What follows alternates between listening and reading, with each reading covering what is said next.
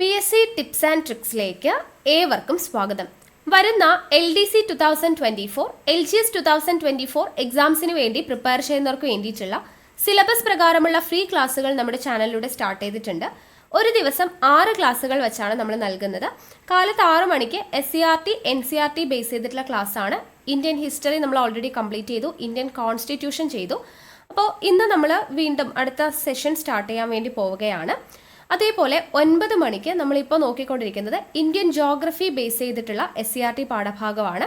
Then 12 മണിക്ക് Indian constitution. ഇപ്പം നമ്മൾ സ്ട്രക്ചർ ഓഫ് ഗവൺമെൻറ് ആണ് പഠിച്ചുകൊണ്ടിരിക്കുന്നത്. അപ്പോൾ അത് ഓൾമോസ്റ്റ് കംപ്ലീറ്റ് ആവാറായിട്ടുണ്ട്. തീർന്നാൽ ഉടനെ എക്കണോമിക്സ് സ്റ്റാർട്ട് ചെയ്യും. ദെൻ അത് കഴിഞ്ഞ് 3 മണിക്ക് ഇംഗ്ലീഷ്, മാത്സ്, മലയാളം. അത് ഒരാഴ്ച 3 കൂടെ കവറാകുന്ന രീതിയിലാണ്. 2 ദിവസം ഇംഗ്ലീഷ്, 2 ദിവസം മാത്സ്, 2 ദിവസം മലയാളം. രാത്രി 8 മണിക്ക് നമ്മൾ കാലത്ത് 6 മണിക്കും 9 മണിക്കും 12 മണിക്കും പഠിക്കുന്ന ഭാഗങ്ങളിൽ നിന്നും PSC മുൻവർഷങ്ങളിൽ ചോദിച്ചിട്ടുള്ള ക്വസ്റ്റ്യൻസ് ആണ് മോക്ക് ടെസ്റ്റിന്റെ രൂപത്തിൽ നമ്മൾ ചെയ്യുന്നത്. രാത്രി 10:30 എക്സ്പെക്റ്റഡ് കറണ്ട് അഫയേഴ്സിന്റെ ക്ലാസ് ആണ്.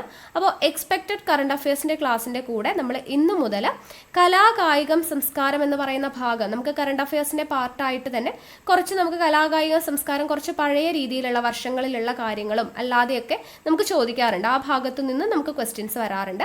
അപ്പോൾ അതും കൂടെ ചേർത്തിട്ട് എക്സ്പെക്റ്റഡ് കറണ്ട് അഫയേഴ്സും പ്ലസ് കലാകായികം സംസ്കാരം എന്ന് പറയുന്ന ഭാഗം, സാഹിത്യം എന്നൊക്കെ പറയുന്ന ഭാഗം, കോഡും കണക്ഷനൊക്കെ യൂസ് ചെയ്തിട്ടാണ് നമ്മൾ ക്ലാസ് ചെയ്യുന്നത്. അത് ലൈവ് ആയിട്ടാണ് രാത്രി 10:30 നമ്മൾ ചെയ്യുന്നത്. ഓക്കെ, അപ്പോൾ അങ്ങനെ 2 ലൈവ് ക്ലാസ്സും 4 റെക്കോർഡഡ് ക്ലാസ്സും, അങ്ങനെ ടോട്ടലായിട്ട് 6 ക്ലാസ്സുകളാണ് നമ്മൾ ഒരു ദിവസം പ്രൊവൈഡ് ചെയ്യുന്നത്. ഓക്കെ അല്ലേ? അപ്പോൾ കൃത്യമായിട്ട് ക്ലാസ് കാണാം. നോട്ട്സ് തയ്യാറാക്കിയിട്ട് തന്നെ നിങ്ങൾ പഠിക്കണം. ഓക്കെ, അത് നിർബന്ധമായിട്ടുള്ള കാര്യമാണ്. നോട്ട്സ് തയ്യാറാക്കണം, കൃത്യമായിട്ട് റിവിഷൻ ചെയ്യണം. നമ്മൾ ഡെയിലി കാലത്ത് പഠിക്കുന്ന കാര്യങ്ങൾ രാത്രി PYQ ഡിസ്കസ് ചെയ്യുന്നുണ്ട്. വീക്ക്ലി ഞായറാഴ്ച രാത്രി 8 മണിക്ക് ലൈവായിട്ട് നിങ്ങൾക്ക് ഒരാഴ്ച പഠിച്ച കാര്യങ്ങളുടെ എക്സാം കണ്ടക്ട് ചെയ്യുന്നുണ്ട്. മാസത്തിൽ ഒരു തവണ 1 മാസം പഠിച്ച കാര്യങ്ങളുടെ 100 മാർക്കിൻ്റെ പരീക്ഷ നമ്മൾ നടത്തുന്നുണ്ട്. അപ്പോൾ കൃത്യമായിട്ട് സിസ്റ്റമാറ്റിക്കായിട്ട് റിവിഷനും എക്സാമും എല്ലാം ഉൾപ്പെടുത്തിയിട്ടാണ് നമ്മൾ കൊണ്ടുപോകുന്നത്. അപ്പോൾ കൃത്യമായിട്ട് ഫോളോ ചെയ്താൽ നല്ലൊരു റിസൾട്ട് നിങ്ങൾക്കുണ്ടായിരിക്കും. തുടക്കക്കാരായിട്ടുള്ള ഒരുപാട് പേര് നമ്മുടെ ചാനൽ കാണുന്നവരുണ്ട്. അപ്പോൾ നിങ്ങളെല്ലാവരെയും നമ്മുടെ PSC ടിപ്സ് ആൻഡ് ട്രിക്സ് ഫാമിലിയിൽ മെമ്പർ ആവുക. അപ്പോൾ അതിനുവേണ്ടി ചാനൽ സബ്സ്ക്രൈബ് ചെയ്യുക, നമ്മുടെ ടെലിഗ്രാം ചാനലിൽ ജോയിൻ ചെയ്യുക. കാരണം ഓരോ ദിവസത്തെയും ഡേറ്റ് ഇട്ട് നാളെ എന്തൊക്കെ പഠിക്കണം എന്നുള്ളത് തലേ ദിവസം രാത്രി തന്നെ നമ്മൾ ടെലിഗ്രാം വഴി നിങ്ങൾക്ക് പറഞ്ഞു തരും, മെസ്സേജ് തരും. അതിനനുസരിച്ചിട്ടാണ് ക്ലാസ്സുകൾ വരിക. PYQവിൻ്റെ PDF നമ്മൾ പ്രൊവൈഡ് ചെയ്യുന്നുണ്ട്. അപ്പോൾ അങ്ങനെയുള്ള കാര്യങ്ങളൊക്കെ ടെലിഗ്രാം വഴിയാണ് വരുന്നത്.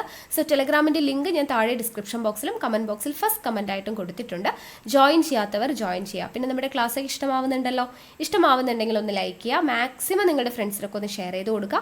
എന്തെങ്കിലും സജഷൻസ് ഉണ്ടെങ്കിൽ അത് താഴെ കമൻ്റ് ആയിട്ട് അറിയിക്കുക. ഓക്കെ, അപ്പോൾ ഇന്നത്തെ ക്ലാസ്സിൽ നമ്മൾ നോക്കാനായിട്ട് പോകുന്നത്, നമ്മൾ ഓൾറെഡി സയൻസിൽ മനുഷ്യ ശരീരത്തെക്കുറിച്ചുള്ള പൊതു അറിവ് എന്ന് പറയുന്ന ഭാഗത്ത് കുറേയധികം വ്യവസ്ഥകൾ പഠിച്ചു, ജ്ഞാനേന്ദ്രിയങ്ങൾ പഠിച്ചു. ഓൾമോസ്റ്റ് ആ ഭാഗം നമ്മൾ പഠിച്ചു കഴിഞ്ഞു. ഇന്ന് നമ്മൾ ബയോളജിയിലെ ഭാഗമായിട്ട് നോക്കുന്നത് ജീവകങ്ങളും അവയുടെ അപര്യാപ്തത രോഗങ്ങളും രോഗകാരികളും എന്ന് പറയുന്ന ഒരു ഭാഗം നമുക്ക് പഠിക്കാനുണ്ട്. LDCക്കാണെങ്കിലും LGSനാണെങ്കിലും നമുക്കത് രോഗങ്ങൾ എന്ന് പറയുന്ന ഭാഗമുണ്ട്. അപ്പോൾ ആ രോഗങ്ങളുമായി ബന്ധപ്പെട്ട് നമുക്ക് പഠിക്കേണ്ട SCRT പാഠഭാഗങ്ങളുണ്ട്. ആ SCRT പാഠഭാഗങ്ങൾ നമ്മൾ ഈ ഒരൊറ്റ വീഡിയോയിലൂടെ പഠിക്കാനായിട്ട് പോവുകയാണ്. രോഗങ്ങളുമായി ബന്ധപ്പെട്ട് പഠിക്കേണ്ട മുഴുവൻ SCRT പാഠഭാഗങ്ങളും ഈ ഒരൊറ്റ ക്ലാസ്സിലൂടെ പഠിക്കാനായിട്ട് പോവുകയാണ്. ഇതിൽ നിന്നും ഉറപ്പായിട്ടും ചോദ്യങ്ങൾ വരുന്നത് കംപ്ലീറ്റ് SCRT ബേസ് ചെയ്തിട്ട് ചോദിക്കാറുണ്ട് രോഗങ്ങളെക്കുറിച്ച്. അപ്പോൾ അത് നിങ്ങൾക്ക് ഈ ഒരു ചാപ്റ്ററുകളിൽ നിന്ന് കിട്ടും. അപ്പോൾ അത് നമുക്ക് നോക്കാം. ഓക്കെ, അപ്പോൾ നമുക്ക് ക്ലാസ്സിലോട്ട് കിടക്കാം. നോട്ട്ബുക്കും പെന്നും റെഡി ആയിട്ട് നോട്ട്സ് തയ്യാറാക്കിയിട്ട് പഠിക്കാം. സ്റ്റാർട്ട് ചെയ്യാം. നമ്മൾ പഠിക്കാൻ പോകുന്നത് ജീവകങ്ങളും അവയുടെ അപര്യാപ്തത രോഗങ്ങളും രോഗകാരികളും, ഈ 2 ടോപ്പിക്സും കൂടെ വരുന്ന 4 ചാപ്റ്ററാണ് നമുക്ക് SCRT പാഠഭാഗത്ത് പഠിക്കാനായിട്ടുള്ളത്. അപ്പോൾ നമുക്ക് നോക്കാം. ആദ്യം നമ്മൾ പഠിക്കാനായിട്ട് പോകുന്ന ചാപ്റ്റർ 5ാം ക്ലാസ്സിലെ 8ാമത്തെ ചാപ്റ്ററാണ്, അകറ്റി നിർത്താം രോഗങ്ങളെ. ഇതാണ് ചാപ്റ്ററിൻ്റെ പേരെന്ന് പറയുന്നത്. അപ്പോൾ ആദ്യം തന്നെ നമുക്കൊരു പ്രാഥമിക ആരോഗ്യ കേന്ദ്രത്തിൻ്റെ ചിത്രമൊക്കെ തന്നിട്ടുണ്ട്. നമുക്കറിയാവുന്ന രോഗങ്ങൾ, വയറുവേദന, തലവേദന, ജലദോഷം എന്നൊക്കെ പറഞ്ഞ രോഗങ്ങളെക്കുറിച്ച് തന്നിട്ടുണ്ട്. അപ്പോൾ ആദ്യം തന്നെ നമുക്ക് പഠിക്കാനുള്ളത് എന്താണ് സൂക്ഷ്മ ജീവികൾ അല്ലെങ്കിൽ മൈക്രോ ഓർഗാനിസംസ് എന്നുള്ളതാണ് പഠിക്കാനായിട്ടുള്ളത്. എന്താണ് സൂക്ഷ്മജീവികൾ? നമുക്കറിയാം ബാക്ടീരിയ, വൈറസ്, ഫംഗസ് അല്ലേ, ഇതെല്ലാമാണ് എന്ത് സൂക്ഷ്മജീവികൾ എന്ന് പറയുന്നത്. അപ്പോൾ വൈറസ്, ഫംഗസ്, ബാക്ടീരിയ തുടങ്ങിയ സൂക്ഷ്മജീവികളിൽ ചിലതിൻ്റെ പ്രവർത്തനമാണ് എന്ത് പല രോഗങ്ങൾക്കും കാരണമാകുന്നത്.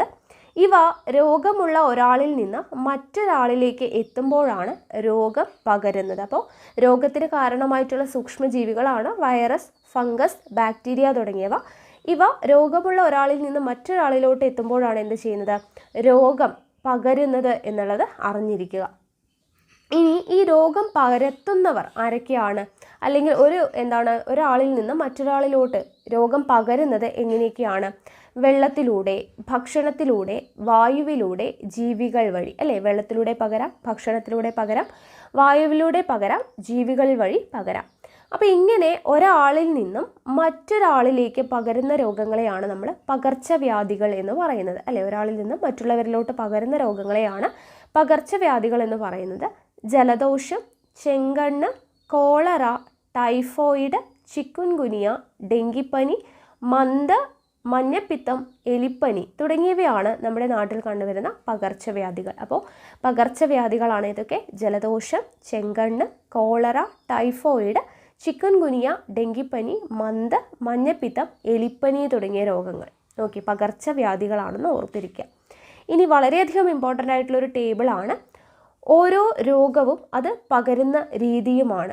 ഓക്കെ, അപ്പോൾ വായുവിലൂടെ പകരുന്ന രോഗങ്ങൾ ഏതൊക്കെയാണ്? അപ്പോൾ ഈ ഒരു സെക്ഷൻ എന്ന് പറയുന്നത് നമ്മൾ രോഗങ്ങളും രോഗകാരികളും എന്ന് പറഞ്ഞിട്ട് കോഡൊക്കെ യൂസ് ചെയ്തിട്ട് ഒരു വീഡിയോ ചെയ്തിട്ടുണ്ടായിരുന്നു. അത് അത്യാവശ്യം നന്നായിട്ട് എല്ലാവരും കണ്ട് നല്ല അഭിപ്രായം പറഞ്ഞൊരു വീഡിയോ ആണ്. അപ്പോൾ നിങ്ങൾക്ക് അങ്ങോട്ടും ഇങ്ങോട്ടും മാറിപ്പോകുന്നു എന്നുണ്ടെങ്കിൽ ആ കോഡ് ഉപയോഗിച്ചിട്ടുള്ള വീഡിയോ ഒന്ന് കണ്ടു നോക്കിക്കഴിഞ്ഞാൽ നിങ്ങൾക്ക് ഈ രോഗങ്ങളെല്ലാം ഏതൊക്കെ തരത്തിലാണ് പകരുന്നത് എന്നുള്ളത് തെറ്റാതെ പഠിച്ചു വെക്കാനായിട്ട് പറ്റും. ഓക്കെ, അപ്പോൾ ആ വീഡിയോയുടെ ലിങ്ക് ഞാൻ ഡിസ്ക്രിപ്ഷനിൽ കൊടുക്കാം, അതൊന്ന് പോയി കണ്ടു നോക്കുക. ഓക്കെ ആണല്ലോ. അപ്പോൾ നോക്കുക, വായുവിലൂടെ പകരുന്ന രോഗങ്ങൾ ഏതൊക്കെയാണ്? ജലദോഷം, ചിക്കൻ പോക്സ്, മീസിൽസ്, ക്ഷയം. ഓക്കെ, വായുവിലൂടെ പകരുന്ന രോഗങ്ങളാണ് ജലദോഷം, ചിക്കൻ പോക്സ്, മീസിൽസ്, ക്ഷയം. അടുത്തത് വെള്ളം, ആഹാരം എന്നിവയിലൂടെ പകരുന്ന രോഗങ്ങളാണ് എലിപ്പനി, ടൈഫോയിഡ്, കോളറ, മഞ്ഞപ്പിത്തം. വെള്ളം, ആഹാരം എന്നിവയിലൂടെ പകരുന്ന രോഗങ്ങൾ ഏതൊക്കെയാണ്? എലിപ്പനി, ടൈഫോയിഡ്, കോളറ, മഞ്ഞപ്പിത്തം. അടുത്തത് ഈച്ചകൾ വഴി പകരുന്നതാണ് കോളറയും വയറിളക്കവും. ഓക്കെ, കോളറയും വയറിളക്കവുമാണ് ഈച്ച മുഖേന പകരുന്നത്. കൊതുകിലൂടെ പകരുന്ന രോഗങ്ങൾ ഏതൊക്കെയാണ്? മലമ്പനി, ഡെങ്കിപ്പനി, ചിക്കുൻഗുനിയ. അത് നമുക്കറിയാം അല്ലേ. മലമ്പനി, ഡെങ്കിപ്പനി, ചിക്കുൻഗുനിയ ഇതെല്ലാം കൊതുക് മുഖേന പകരുന്ന രോഗങ്ങളാണ്. ഇനി സമ്പർക്കം മുഖേന പകരുന്നതാണ് ചെങ്കണ്ണ്, കുഷ്ഠം എന്നീ രോഗങ്ങൾ. സമ്പർക്കം മുഖേന പകരുന്നത് എന്തൊക്കെയാണ്? ചെങ്കണ്ണ്, കുഷ്ഠം. അപ്പോൾ വായുവിലൂടെ പകരുന്ന രോഗങ്ങളാണ് ജലദോഷം, ചിക്കൻ പോക്സ്, മീസിൽസ്, ക്ഷയം. വെള്ളം, ആഹാരം എന്നിവയിലൂടെ പകരുന്നത് എലിപ്പനി, ടൈഫോയിഡ്, കോളറ, മഞ്ഞപ്പിത്തം. ഈച്ച മുഖേന പകരുന്നത് കോളറ, വയറിളക്കം. കൊതുക് മുഖേന പകരുന്നത് മലമ്പനി, ഡെങ്കിപ്പനി, ചിക്കുൻഗുനിയ. സമ്പർക്കം മുഖേന പകരുന്നത് ചെങ്കണ്ണ്, കുഷ്ഠം. അപ്പോൾ ഈ രീതിയിൽ ഈ ഒരു ടേബിൾ ഇമ്പോർട്ടൻ്റ് ആണ്, അത് പഠിച്ചു വെച്ചേക്കാം. ഇനി അടുത്തത് കൊതുകിനെ തടയുന്ന കാര്യങ്ങളൊക്കെയാണ് ഇവിടെ കൊടുത്തിരിക്കുന്നത്. അപ്പോൾ എങ്ങനെയൊക്കെയാണ് കൊതുക് പെരുകുന്ന സാഹചര്യങ്ങൾ നമുക്കറിയാം അല്ലേ. വലയില്ലാത്തതിനാൽ കക്കൂസ് ടാങ്കിൻ്റെ എയർ പൈപ്പിലൂടെ കൊതുകുകൾ ടാങ്കിലെത്തി മുട്ടയിട്ട് പെരുകുന്നു. ചുറ്റുപാടുകൾ വൃത്തിഹീനമായും കാടും മൂടിയും കിടക്കുമ്പോൾ ഇതൊക്കെ നമുക്ക് അറിയുന്ന കാര്യങ്ങളാണ് അല്ലേ. ചിരട്ടയിലും പാത്രത്തിലൊക്കെ വെള്ളം കെട്ടിക്കിടക്കുമ്പോൾ അങ്ങനെയൊക്കെ കൊതുകുകൾ പെരുകുന്നത് നമുക്കറിയാനായിട്ട് പറ്റും. ഇനി അടുത്തത് ഡ്രൈ ഡേ ആചരണം നോക്കുക. കൊതുകിൻ്റെ മുട്ട വിരിയുന്നത് 8 ദിവസം കൊണ്ടാണ്. ഇമ്പോർട്ടൻ്റ് ആണ്. കൊതുകിൻ്റെ മുട്ട വിരിയുന്നത് എത്ര ദിവസം കൊണ്ടാണ്? 8 ദിവസം കൊണ്ടാണ്. കൊതുക് മുട്ടയിടാൻ സാധ്യതയുള്ള ചിരട്ട, കളിപ്പാട്ടങ്ങൾ, പ്ലാസ്റ്റിക് പാത്രങ്ങൾ, മുട്ടത്തോട് തുടങ്ങിയവയിലെയും ചെടിച്ചട്ടികൾക്കിടയിലെ പാത്രം, ടെറസ് തുടങ്ങിയ സ്ഥലങ്ങളിലെയും കെട്ടി നിൽക്കുന്ന ജലം ആഴ്ചയിലൊരിക്കൽ ഒഴിവാക്കുന്നതിനെയാണ് ഡ്രൈ ഡേ ആചരണം എന്ന് പറയുന്നത്. ഓക്കെ, ഡ്രൈ ഡേ ആചരണം എന്ന് പറഞ്ഞാൽ എന്താണ്? കൊതുക് മുട്ടയിടാൻ സാധ്യതയുള്ള ഭാഗങ്ങൾ, അതായത് ചിരട്ട, കളിപ്പാട്ടങ്ങൾ, പ്ലാസ്റ്റിക് പാത്രങ്ങൾ, മുട്ടത്തോട്, ചെടിച്ചട്ടിയിലെ പാത്രം, ടെറസ് തുടങ്ങിയ സ്ഥലങ്ങളിൽ കെട്ടിനിൽക്കുന്ന ജലം ആഴ്ചയിലൊരിക്കൽ ഒഴിവാക്കുന്നതിനെയാണ് ഡ്രൈ ഡേ ആചരണം എന്ന് നമ്മൾ പറയുന്നത്. ഓക്കെ, പിന്നീട് നോക്കുക എന്തൊക്കെയാണ് നമ്മൾ കാര്യങ്ങൾ ചെയ്യേണ്ടത് കൊതുകിനെ ഇല്ലാതാക്കാനായിട്ട്. നോക്കുക, പാർപ്പിടങ്ങൾക്ക് ചുറ്റുമുള്ള പുല്ലും പാഴ്ചെടികളും വെട്ടിവൃത്തിയാക്കൽ, ഓടകൾ ശുചിയാക്കൽ എന്നിവയും കൊതുകുകളെ പ്രതിരോധിക്കാനുള്ള മാർഗങ്ങളാണ്. ഇവയ്ക്ക് പുറമെ കൊതുകടിയിൽ നിന്ന് രക്ഷപ്പെടാനുള്ള ചില തന്ത്രങ്ങൾ അത് നമുക്കറിയാമല്ലേ. കൊതുകുവല, പുകയിടൽ, മൊസ്കിറ്റോ ബാറ്റ് ഇതെല്ലാം നമ്മൾ യൂസ് ചെയ്യുന്നതാണ്. ജസ്റ്റ് ഒന്ന് വായിക്കുക കേട്ടോ. അത് കാരണം 5ാം ക്ലാസ് ആണ്, അപ്പോൾ വളരെ ബേസിക് ആയിട്ടുള്ള കാര്യങ്ങളാണ്. പക്ഷേ നമ്മൾ എപ്പോഴും ബേസിക് മുതൽ പഠിച്ചു പോയാലാണ് നമുക്ക് ഏത് രീതിയിൽ ചോദ്യങ്ങൾ വന്നാലും അറ്റൻഡ് ചെയ്യാനായിട്ട് പറ്റത്തുള്ളൂ. ഓക്കെ, അപ്പോൾ നോക്കുക. ഇനി അടുത്തത് രോഗം പകരുന്ന രീതികളും അതിനെ എടുക്കാവുന്ന മുൻകരുതലുകൾ എന്തൊക്കെയാണ് എന്നുള്ളതാണ് കൊടുത്തിട്ടുള്ളത്. നോക്കുക, കൊതുക് മുഖേന പരക്കുന്ന രോഗങ്ങൾ, അതിന് എടുക്കാവുന്ന മുൻകരുതലുകൾ എന്തൊക്കെയാണ്? മലിനജലം കെട്ടിക്കിടക്കുന്ന സാഹചര്യങ്ങൾ ഇല്ലാതാക്കുക, അല്ലേ? മലിനജലം കെട്ടിക്കിടക്കുന്ന സാഹചര്യങ്ങൾ, അതുപോലെ തന്നെ വീടിൻ്റെ ചുറ്റും പരിസരമൊക്കെ വൃത്തിയായിട്ട് സൂക്ഷിക്കുക, കാട് പിടിച്ച് കിടക്കാനായിട്ട് അവസരം ഇല്ലാതാക്കുക. ഇതൊക്കെ നമുക്ക് അറിയുന്നതാണ്, എടുത്തു പറയേണ്ട ആവശ്യമില്ല. ദെൻ ഈച്ച മുഖേന പരക്കുന്നതിന് എന്താണ് ചെയ്യേണ്ടത്? വീടും പരിസരവും ശുചിയായി സൂക്ഷിക്കുക, ഭക്ഷണം അടച്ചു സൂക്ഷിക്കുക, അല്ലെ? ജീർണിച്ച സാധനങ്ങളൊന്നും പുറത്തൊന്നും കൊണ്ട് ഇടാതിരിക്കുക. ഇതൊക്കെ നമുക്ക് അറിയുന്നതാണ്. ദെൻ ജലം, ആഹാരം എന്നിവയിലൂടെ വരുന്ന രോഗങ്ങൾ ഇല്ലാതാക്കാനായിട്ട് നമുക്ക് എന്താ അറിയാം? തിളപ്പിച്ചാറിയ വെള്ളം മാത്രം കുടിക്കുക, പഴകിയ ആഹാര വസ്തുക്കൾ കഴിക്കാതിരിക്കുക. ഇതൊക്കെ നമുക്ക് അറിയുന്നതാണ്. ദെൻ സമ്പർക്കം വഴി ഉള്ള രോഗങ്ങൾ എന്താണ് ഇല്ലാതാക്കാൻ? രോഗബാധിതരുമായിട്ട് മറ്റുള്ളവർ അധികം സഹവസിക്കാതിരിക്കുക, അവർ യൂസ് ചെയ്തിട്ടുള്ള സാധനങ്ങളൊന്നും ഉപയോഗിക്കാതിരിക്കുക. ഓക്കെ, അങ്ങനെയുള്ള കാര്യങ്ങളൊക്കെയാണ് ചെയ്യേണ്ടത്. അപ്പോൾ ഇതൊന്ന് ജസ്റ്റ് നോക്കി വെച്ചേക്കുക. ഇനി അടുത്തത് നമുക്ക് പഠിക്കാനുള്ളത് സൂക്ഷ്മജീവികളില്ലെങ്കിൽ എന്ന് പറഞ്ഞിട്ട് നോക്കുക. അതായത് ഇപ്പോൾ നമുക്കറിയാം, ജീവികളുടെ മൃതാവശിഷ്ടങ്ങൾ മണ്ണിൽ എന്നും അതുപോലെ തന്നെ കിടക്കുമോ? ഇല്ല, അത് ജീർണിക്കണം, അല്ലേ? അത് ജീർണിക്കാതെ കിടന്നു കഴിഞ്ഞാൽ എന്തൊക്കെ സംഭവിക്കും നമുക്കറിയാം. അപ്പോൾ ഈ ജൈവാവശിഷ്ടങ്ങളെല്ലാം ജീർണിച്ച മണ്ണിൽ ചേരുന്നത് ബാക്ടീരിയകളുടെയും ഫംഗസുകളുടെയും പ്രവർത്തന ഫലമായാണ്. ഇത് ഭൂമുഖത്തെ ശുചിയാക്കുന്നതോടൊപ്പം സസ്യങ്ങൾക്ക് വേണ്ട പോഷകങ്ങളും നൽകുന്നു. അപ്പോൾ ഈ ബാക്ടീരിയയും ഫംഗസും ഒക്കെ എന്ത് ചെയ്യുന്നുണ്ട്? ജൈവാവശിഷ്ടങ്ങളെ ജീർണിപ്പിക്കുന്നുണ്ട്, അല്ലേ? അപ്പോൾ ഇതുപോലെ സൂക്ഷ്മാണുക്കളെ കൊണ്ടുള്ള മറ്റ് പ്രയോജനങ്ങൾ എന്തൊക്കെയാണ്? ഒന്ന്, പാല് തൈരാക്കുന്നു, അരിമാവ് പുളിപ്പിക്കുന്നു, അന്തരീക്ഷ നൈട്രജനെ സസ്യങ്ങൾക്ക് ഉപയോഗിക്കാവുന്ന രീതിയിൽ ലവണങ്ങളാക്കി മണ്ണിൽ ചേർക്കുന്നു, വിസർജ്യങ്ങളെ വിഘടിപ്പിച്ച് മണ്ണിൽ ചേർക്കുന്നു, പാലുൽപ്പന്നങ്ങൾ, വിനാഗിരി, ചണം, പുകയില, തുകൽ തുടങ്ങിയവയുടെ വ്യവസായങ്ങളിൽ ഉപയോഗിക്കുന്നു, ചികിത്സാ രംഗത്ത് പ്രയോജനപ്പെടുത്തുന്നു. അപ്പോൾ ഇതെല്ലാം സൂക്ഷ്മാണുക്കളെ കൊണ്ടുള്ള പ്രയോജനങ്ങളാണ്. അടുത്തത് സൂപ്പർ ബഗ്. എന്താണ് സൂപ്പർ ബഗ് നോക്കാം. കപ്പലുകളിൽ നിന്ന് ഉണ്ടാവുന്ന എണ്ണ ചോർച്ച മൂലം കടൽ മലിനമാവുന്നത് തടയാനായിട്ട് എണ്ണ ഭക്ഷിക്കുന്ന സൂപ്പർ ബഗ് എന്ന ബാക്ടീരിയകളെ ഉപയോഗപ്പെടുത്തുന്നുണ്ട്.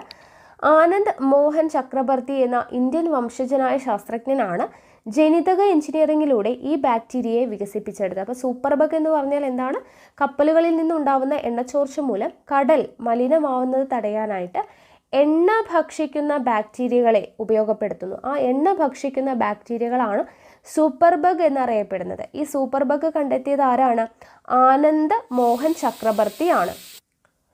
അടുത്തത് പ്രതിരോധ കുത്തിവയ്പ്പുകളാണ്. വാക്സിനേഷനെ കുറിച്ചാണ് പറയുന്നത്. രോഗങ്ങളെ പ്രതിരോധിക്കാൻ ശരീരത്തിന് കൃത്രിമമായ കഴിവ് നേടിക്കൊടുക്കുന്ന രീതിയാണ് ഈ പ്രതിരോധ കുത്തിവയ്പ്പ് എന്ന് പറയുന്നത്. ഓക്കെ, അപ്പോൾ വിവിധ രോഗസാധ്യതകൾ ഒഴിവാക്കാൻ ആരോഗ്യവകുപ്പ് നടത്തിവരുന്ന പ്രതിരോധ കുത്തിവയ്പ്പുകളുടെ പട്ടിക ആശുപത്രികളിൽ ലഭ്യമാണ്. നമുക്കറിയാം, നമ്മൾ കുട്ടികൾക്കൊക്കെ പോയിട്ട് പ്രതിരോധ കുത്തിവയ്പ്പുകളൊക്കെ എടുക്കുന്നതാണ്, അല്ലേ? അത് ജസ്റ്റ് ഒന്ന് ഓർത്തിരിക്കുക. കൃത്രിമമായിട്ട് നമുക്ക് പ്രതിരോധശേഷി വരാൻ വേണ്ടിയിട്ട് ചെയ്യുന്നതാണ് പ്രതിരോധ കുത്തിവയ്പ്പുകൾ. ഓക്കെ, അപ്പോൾ ഇത്രയൊക്കെയാണ് നമുക്ക് ഈ ഒരു ചാപ്റ്ററിൽ പഠിക്കാനായിട്ടുള്ളത്. ഓക്കെ, വളരെ ചെറിയൊരു ചാപ്റ്ററാണ്, 5ാം ക്ലാസ്സാണ്. അതുകൊണ്ട് ബേസിക് ആയിട്ടുള്ള കുറച്ച് കാര്യങ്ങൾ. ഇവിടെ ഇമ്പോർട്ടൻ്റ് ആയിട്ടുള്ളത് രോഗങ്ങൾ പരത്തുന്നത് ഏതൊക്കെയാണ്, അല്ലെങ്കിൽ വായുവിലൂടെ പകരുന്ന രോഗം ഏതാണ്, ആഹാരത്തിലൂടെ പകരുന്ന രോഗം ഏതാണ്, അതൊക്കെയാണ് നമുക്ക് ഇമ്പോർട്ടൻ്റ് ആയിട്ട് പഠിച്ചിരിക്കേണ്ടത്. ഓക്കെ, ഇനി നമുക്ക് അടുത്തത് പഠിക്കാനുള്ളത് 6ാം ക്ലാസ്സിലെ 5ാമത്തെ ചാപ്റ്ററാണ്. നോക്കുക, 6ാം ക്ലാസ്സിലെ 5ാമത്തെ ചാപ്റ്ററാണ് ആഹാരം ആരോഗ്യത്തിന് എന്നുള്ളതാണ് ചാപ്റ്ററിൻ്റെ പേര്. അപ്പോൾ നമുക്കിവിടെ ആദ്യം തന്നെ പഠിക്കാനുള്ളത്, ഇവിടെ ഒരു പിക്ചർ നൽകിയിട്ടുണ്ട്. ഇവിടെ നെല്ലിൻ്റെ പിക്ചർ തന്നിട്ട് ഇവിടെ ധാരാളം ധാന്യകം അടങ്ങിയിട്ടുണ്ട് എന്ന് കൊടുത്തിട്ടുണ്ട്. ഞങ്ങളെ ആഹാരത്തിൽ ഉൾപ്പെടുത്തും, ഞങ്ങളിൽ ധാരാളം ധാന്യകമുണ്ട്. അടുത്തത് മത്സ്യത്തിൻ്റെ പിക്ചർ കൊടുത്തിട്ട് ഞങ്ങളിൽ ധാരാളം പ്രോട്ടീൻ ഉണ്ട്. എണ്ണയുടെ പിക്ചർ കൊടുത്തിട്ട് ഞങ്ങളിൽ ധാരാളം കൊഴുപ്പുണ്ട്. അതുപോലെ തന്നെ പച്ചക്കറികളും പഴങ്ങളും കൊടുത്തിട്ട് ഞങ്ങളിൽ ധാരാളം ധാതു ലവണങ്ങളും വിറ്റമിനുകളും ഉണ്ട്. അപ്പോൾ ഈ ഒരു പിക്ചറിൽ നിന്നും നമുക്കൊരു കോളം ഫില്ല് ചെയ്യാലോ. എന്തൊക്കെയാണ്? ഭക്ഷ്യവസ്തു, പോഷക ഘടകങ്ങൾ എന്ന് പറഞ്ഞ് തന്നിട്ടുണ്ട്. അരിയിൽ അടങ്ങിയിട്ടുള്ളത് എന്താണ്? ധാന്യകമാണ്, അല്ലേ? അരിയിൽ അടങ്ങിയിട്ടുള്ള പോഷക ഘടകം ഏതാണ്? ധാന്യകമാണ്. മത്സ്യത്തിൽ അടങ്ങിയിട്ടുള്ള പോഷക ഘടകമാണ് എന്ത്? പ്രോട്ടീൻ, അല്ലേ? മത്സ്യത്തിൽ അടങ്ങിയിട്ടുള്ളത് പ്രോട്ടീനാണ്. എണ്ണയിൽ അടങ്ങിയിട്ടുള്ളത് എന്താണ്? കൊഴുപ്പാണ്. എണ്ണയിൽ അടങ്ങിയിട്ടുള്ളത് കൊഴുപ്പ്. പഴങ്ങൾ, പച്ചക്കറികൾ എന്നിവയിൽ അടങ്ങിയിട്ടുള്ളത് എന്താണ്? ധാതു ലവണങ്ങളും വിറ്റമിനുകളുമാണ്. അപ്പോൾ ഈ ഒരു ടേബിൾ നിങ്ങൾ ഫില്ല് ചെയ്തേക്കാം. ഇനി നമുക്ക് പഠിക്കാനായിട്ടുള്ളത് ധാന്യകത്തെക്കുറിച്ചാണ്. അപ്പോൾ എന്താണ് ധാന്യകം? കാർബൺ, ഹൈഡ്രജൻ, ഓക്സിജൻ എന്നിവ കൊണ്ടാണ് ധാന്യകം നിർമ്മിച്ചിരിക്കുന്നത്. കാർബൺ, ഹൈഡ്രജൻ, ഓക്സിജൻ എന്നിവ കൊണ്ടാണ് എന്ത് നിർമ്മിച്ചിരിക്കുന്നത്? ധാന്യകം നിർമ്മിച്ചിരിക്കുന്നത്. ശരീര പ്രവർത്തനങ്ങൾക്ക് ആവശ്യമായിട്ടുള്ള ഊർജം നൽകുക എന്നതാണ് മുഖ്യധർമ്മം. ഓക്കെ, ധാന്യകത്തിന്റെ മുഖ്യധർമ്മം എന്താണ്? ശരീര പ്രവർത്തനങ്ങൾക്ക് ആവശ്യമായ ഊർജം നൽകുക എന്നുള്ളതാണ് ഇതിന്റെ മുഖ്യധർമ്മം. അന്നജം, പഞ്ചസാര, ഗ്ലൂക്കോസ്, സെല്ലുലോസ് എന്നിവ ധാന്യകങ്ങളുടെ വിവിധ രൂപങ്ങളാണ്. അന്നജം, പഞ്ചസാര, ഗ്ലൂക്കോസ്, സെല്ലുലോസ് എന്നിവ ധാന്യകങ്ങളുടെ വിവിധ രൂപങ്ങളാണ്. ധാന്യങ്ങൾ, കിഴങ്ങുവർഗ്ഗങ്ങൾ എന്നിവയിൽ അന്നജ രൂപത്തിൽ ധാരാളം ധാന്യകം അടങ്ങിയിട്ടുണ്ട്. അപ്പോൾ ധാന്യകം എന്ന് പറഞ്ഞാൽ കാർബൺ, ഹൈഡ്രജൻ, ഓക്സിജൻ കൊണ്ടാണ് നിർമ്മിച്ചിരിക്കുന്നത്. ശരീര പ്രവർത്തനങ്ങൾക്ക് ആവശ്യമായിട്ടുള്ള ഊർജ്ജം നൽകുക എന്നുള്ളതാണ് മുഖ്യധർമ്മം. അന്നജം, പഞ്ചസാര, ഗ്ലൂക്കോസ്, സെല്ലുലോസ് എന്നിവയാണ് ധാന്യകങ്ങളുടെ വിവിധ രൂപങ്ങൾ. ഇത്രയും കാര്യങ്ങൾ ധാന്യകത്തെക്കുറിച്ച് ഓർത്തിരിക്കുക. ഓക്കെ, ഇനി അന്നജം തിരിച്ചറിയുവാനുള്ള ടെസ്റ്റും കൂടെ നിങ്ങൾ പഠിച്ചു വയ്ക്കുക. അന്നജത്തെ തിരിച്ചറിയാൻ വേണ്ടിയിട്ട് യൂസ് ചെയ്യുന്ന ടെസ്റ്റാണ് അയഡിൻ ടെസ്റ്റ്. ഈ അയഡിൻ ടെസ്റ്റ് ചെയ്യുമ്പോൾ അന്നജം അയഡിനുമായി ചേർന്നിട്ട് പ്രവർത്തിക്കുന്ന സമയത്ത് എന്ത് നിറമാണ് ലായനിയാവുന്നത്? കടും നീല നിറമാണ് ഉണ്ടാവുന്നത്. അന്നജം അയഡിൻ ലായനിയുമായിട്ട് പ്രവർത്തിക്കുമ്പോൾ കടും നീല നിറമാണ് ഉണ്ടാവുന്നത്. അപ്പോൾ അന്നജത്തെ തിരിച്ചറിയുവാനുള്ള ടെസ്റ്റ് അയഡിൻ ടെസ്റ്റാണ്. അന്നജം അയഡിൻ ലായനിയുമായിട്ട് ചേരുമ്പോൾ എന്ത് നിറമാവുന്നു? കടും നീല നിറമാവുന്നു. ഓക്കെ, അതുകൂടെ ഓർത്തിരിക്കുക. അടുത്തത് മാംസ്യത്തെക്കുറിച്ചാണ്, പ്രോട്ടീനെ കുറിച്ചാണ് പറയുന്നത്. നോക്കുക, വളർച്ചയ്ക്കു പിന്നിൽ. ശരീരനിർമ്മിതിക്കും വളർച്ചയ്ക്കും സഹായകമായ പ്രധാന ആഹാര ഘടകമാണ് എന്ത്? പ്രോട്ടീൻ. ശരീരനിർമ്മിതിക്കും വളർച്ചയ്ക്കും സഹായകമായിട്ടുള്ള ആഹാര ഘടകമാണ് പ്രോട്ടീൻ.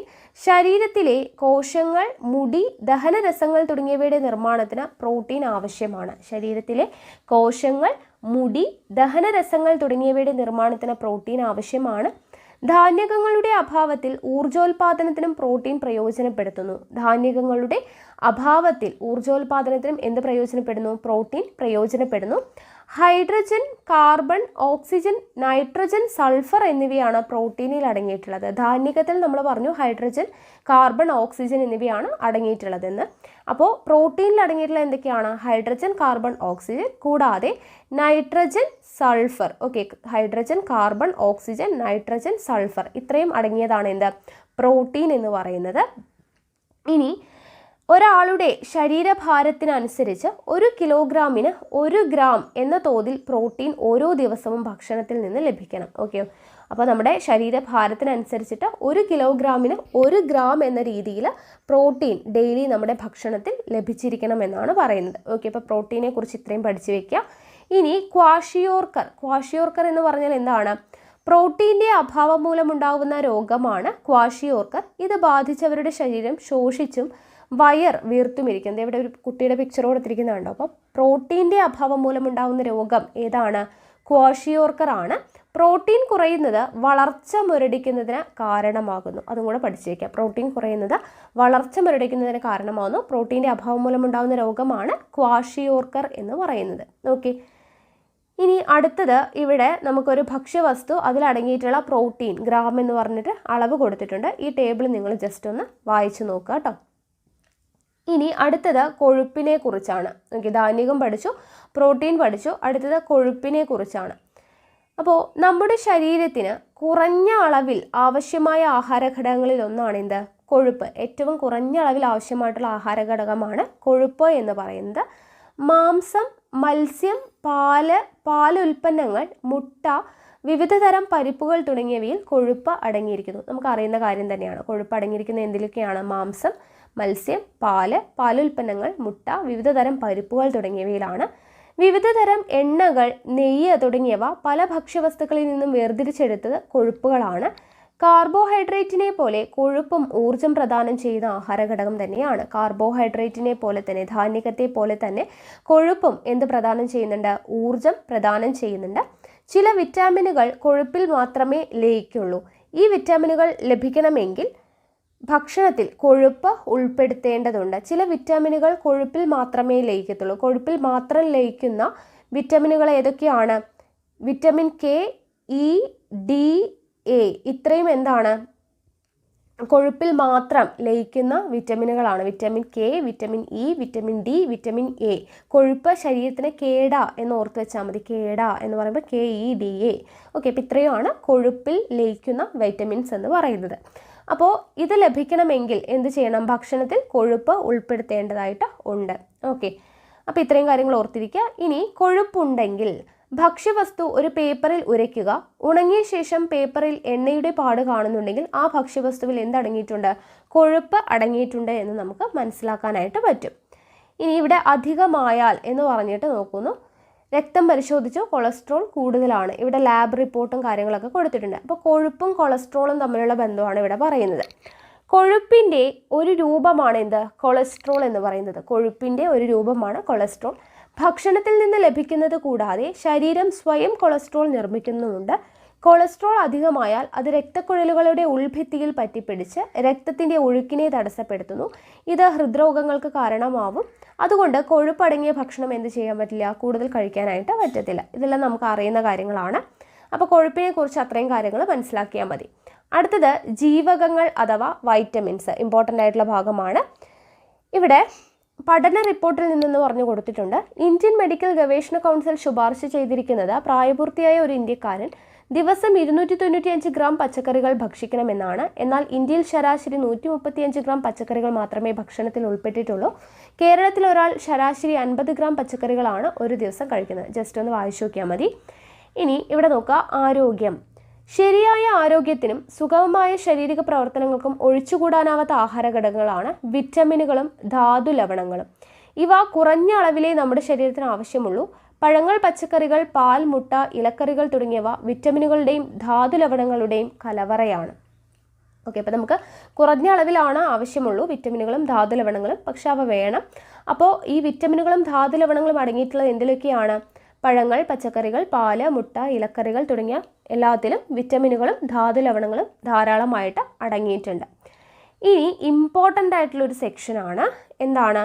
വൈറ്റമിൻസ്. വൈറ്റമിൻസ് നോക്കുക, അതിൽ ഏതിലൊക്കെയാണ് അടങ്ങിയിട്ടുള്ളത്, അതിൻ്റെ അപര്യാപ്തത മൂലം ഉണ്ടാവുന്ന രോഗങ്ങൾ എന്തൊക്കെയാണ്, ഓരോ വൈറ്റമിനും ഏതിലാണ് ലയിക്കുന്നത്, ഇത്രയും കാര്യങ്ങളാണ് നമുക്ക് ഈ ഒരു ഫ്ലോ ചാർട്ടിലൂടെ നമുക്ക് കിട്ടുന്നത്.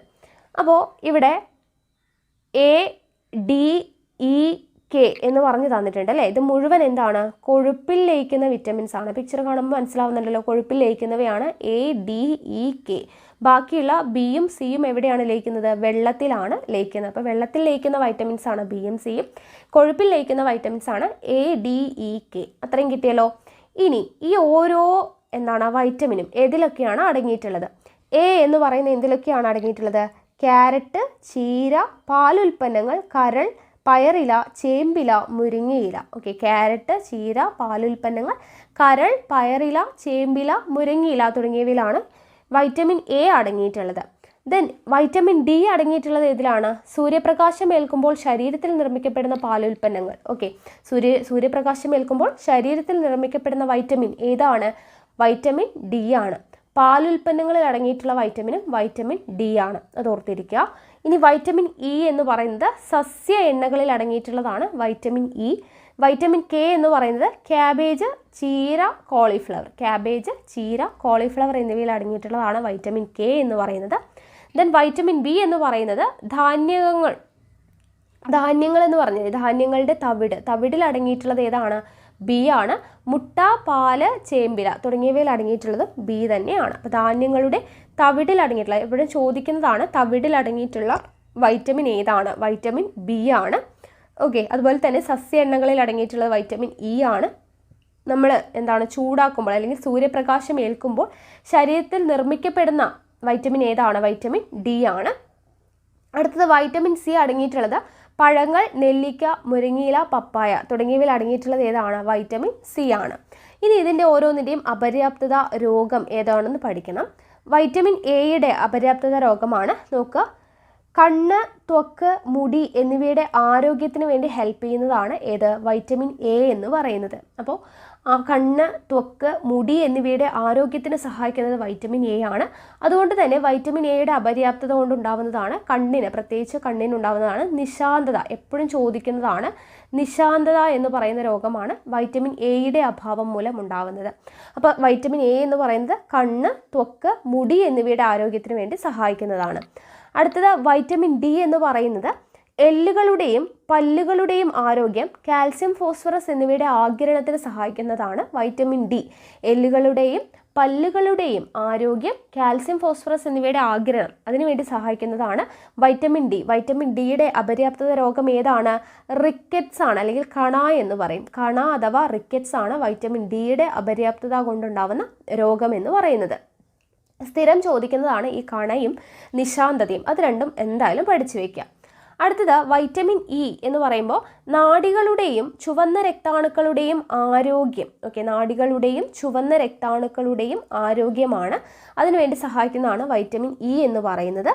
ദെൻ കെ എന്ന് പറയുന്നത് എന്താണ്? മുറിവുണ്ടാകുമ്പോൾ രക്തം കട്ടപിടിക്കാൻ സഹായിക്കുന്ന വൈറ്റമിൻ ആണ് വൈറ്റമിൻ കെ. മുറിവുണ്ടാകുമ്പോൾ രക്തം കട്ടപിടിക്കാനായിട്ട് സഹായിക്കുന്നതാണ് വൈറ്റമിൻ കെ എന്ന് പറയുന്നത്. അടുത്തത് വൈറ്റമിൻ സി എന്ന് പറയുമ്പോൾ ത്വക്ക്, പല്ല്, മോണ, രക്തകോശങ്ങൾ എന്നിവയുടെ ആരോഗ്യത്തിന് വേണ്ടി സഹായിക്കുന്നു. ത്വക്ക്, പല്ല്, മോണ, രക്തകോശങ്ങൾ എന്നിവയുടെ ആരോഗ്യത്തിന് വേണ്ടി സഹായിക്കുന്നു. അപ്പോൾ ഈ വൈറ്റമിൻ സിയുടെ അപര്യാപ്തത രോഗം എപ്പോഴും ചോദിക്കുന്നതാണ് സ്കർവിയാണ്. സ്കർവിയാണ് വൈറ്റമിൻ സിയുടെ അപര്യാപ്തത രോഗം. അപ്പോൾ ഞാൻ സ്ഥിരമായി ചോദിക്കുന്നതാണ് എടുത്തു പറഞ്ഞത്. എയുടെ അപര്യാപ്തത രോഗം നിശാന്തത, ഡിയുടേത് റിക്കറ്റ്സ് അഥവാ കാണ, സിയുടേത് സ്കർവി. അത് ഇമ്പോർട്ടൻ്റ് ആണ്, പഠിച്ചു വെച്ചേക്കാം. അടുത്തത് വൈറ്റമിൻ ബി എന്തിനൊക്കെയാണ്? ധാന്യകങ്ങൾ, പ്രോട്ടീൻ എന്നിവ ശരീരത്തിൽ പ്രയോജനപ്പെടുത്തൽ, ചുവന്ന രക്താണുക്കളുടെ നിർമ്മാണം, ത്വക്കിൻ്റെ ആരോഗ്യം ഇതിനു വേണ്ടി സഹായിക്കുന്നതാണ് വൈറ്റമിൻ ബി എന്ന് പറയുന്നത്. അപ്പോൾ ഈ ഒരു ഫ്ലോ ചാർട്ടിൽ നിന്ന് നമുക്ക് ഒത്തിരി കാര്യങ്ങൾ കിട്ടി.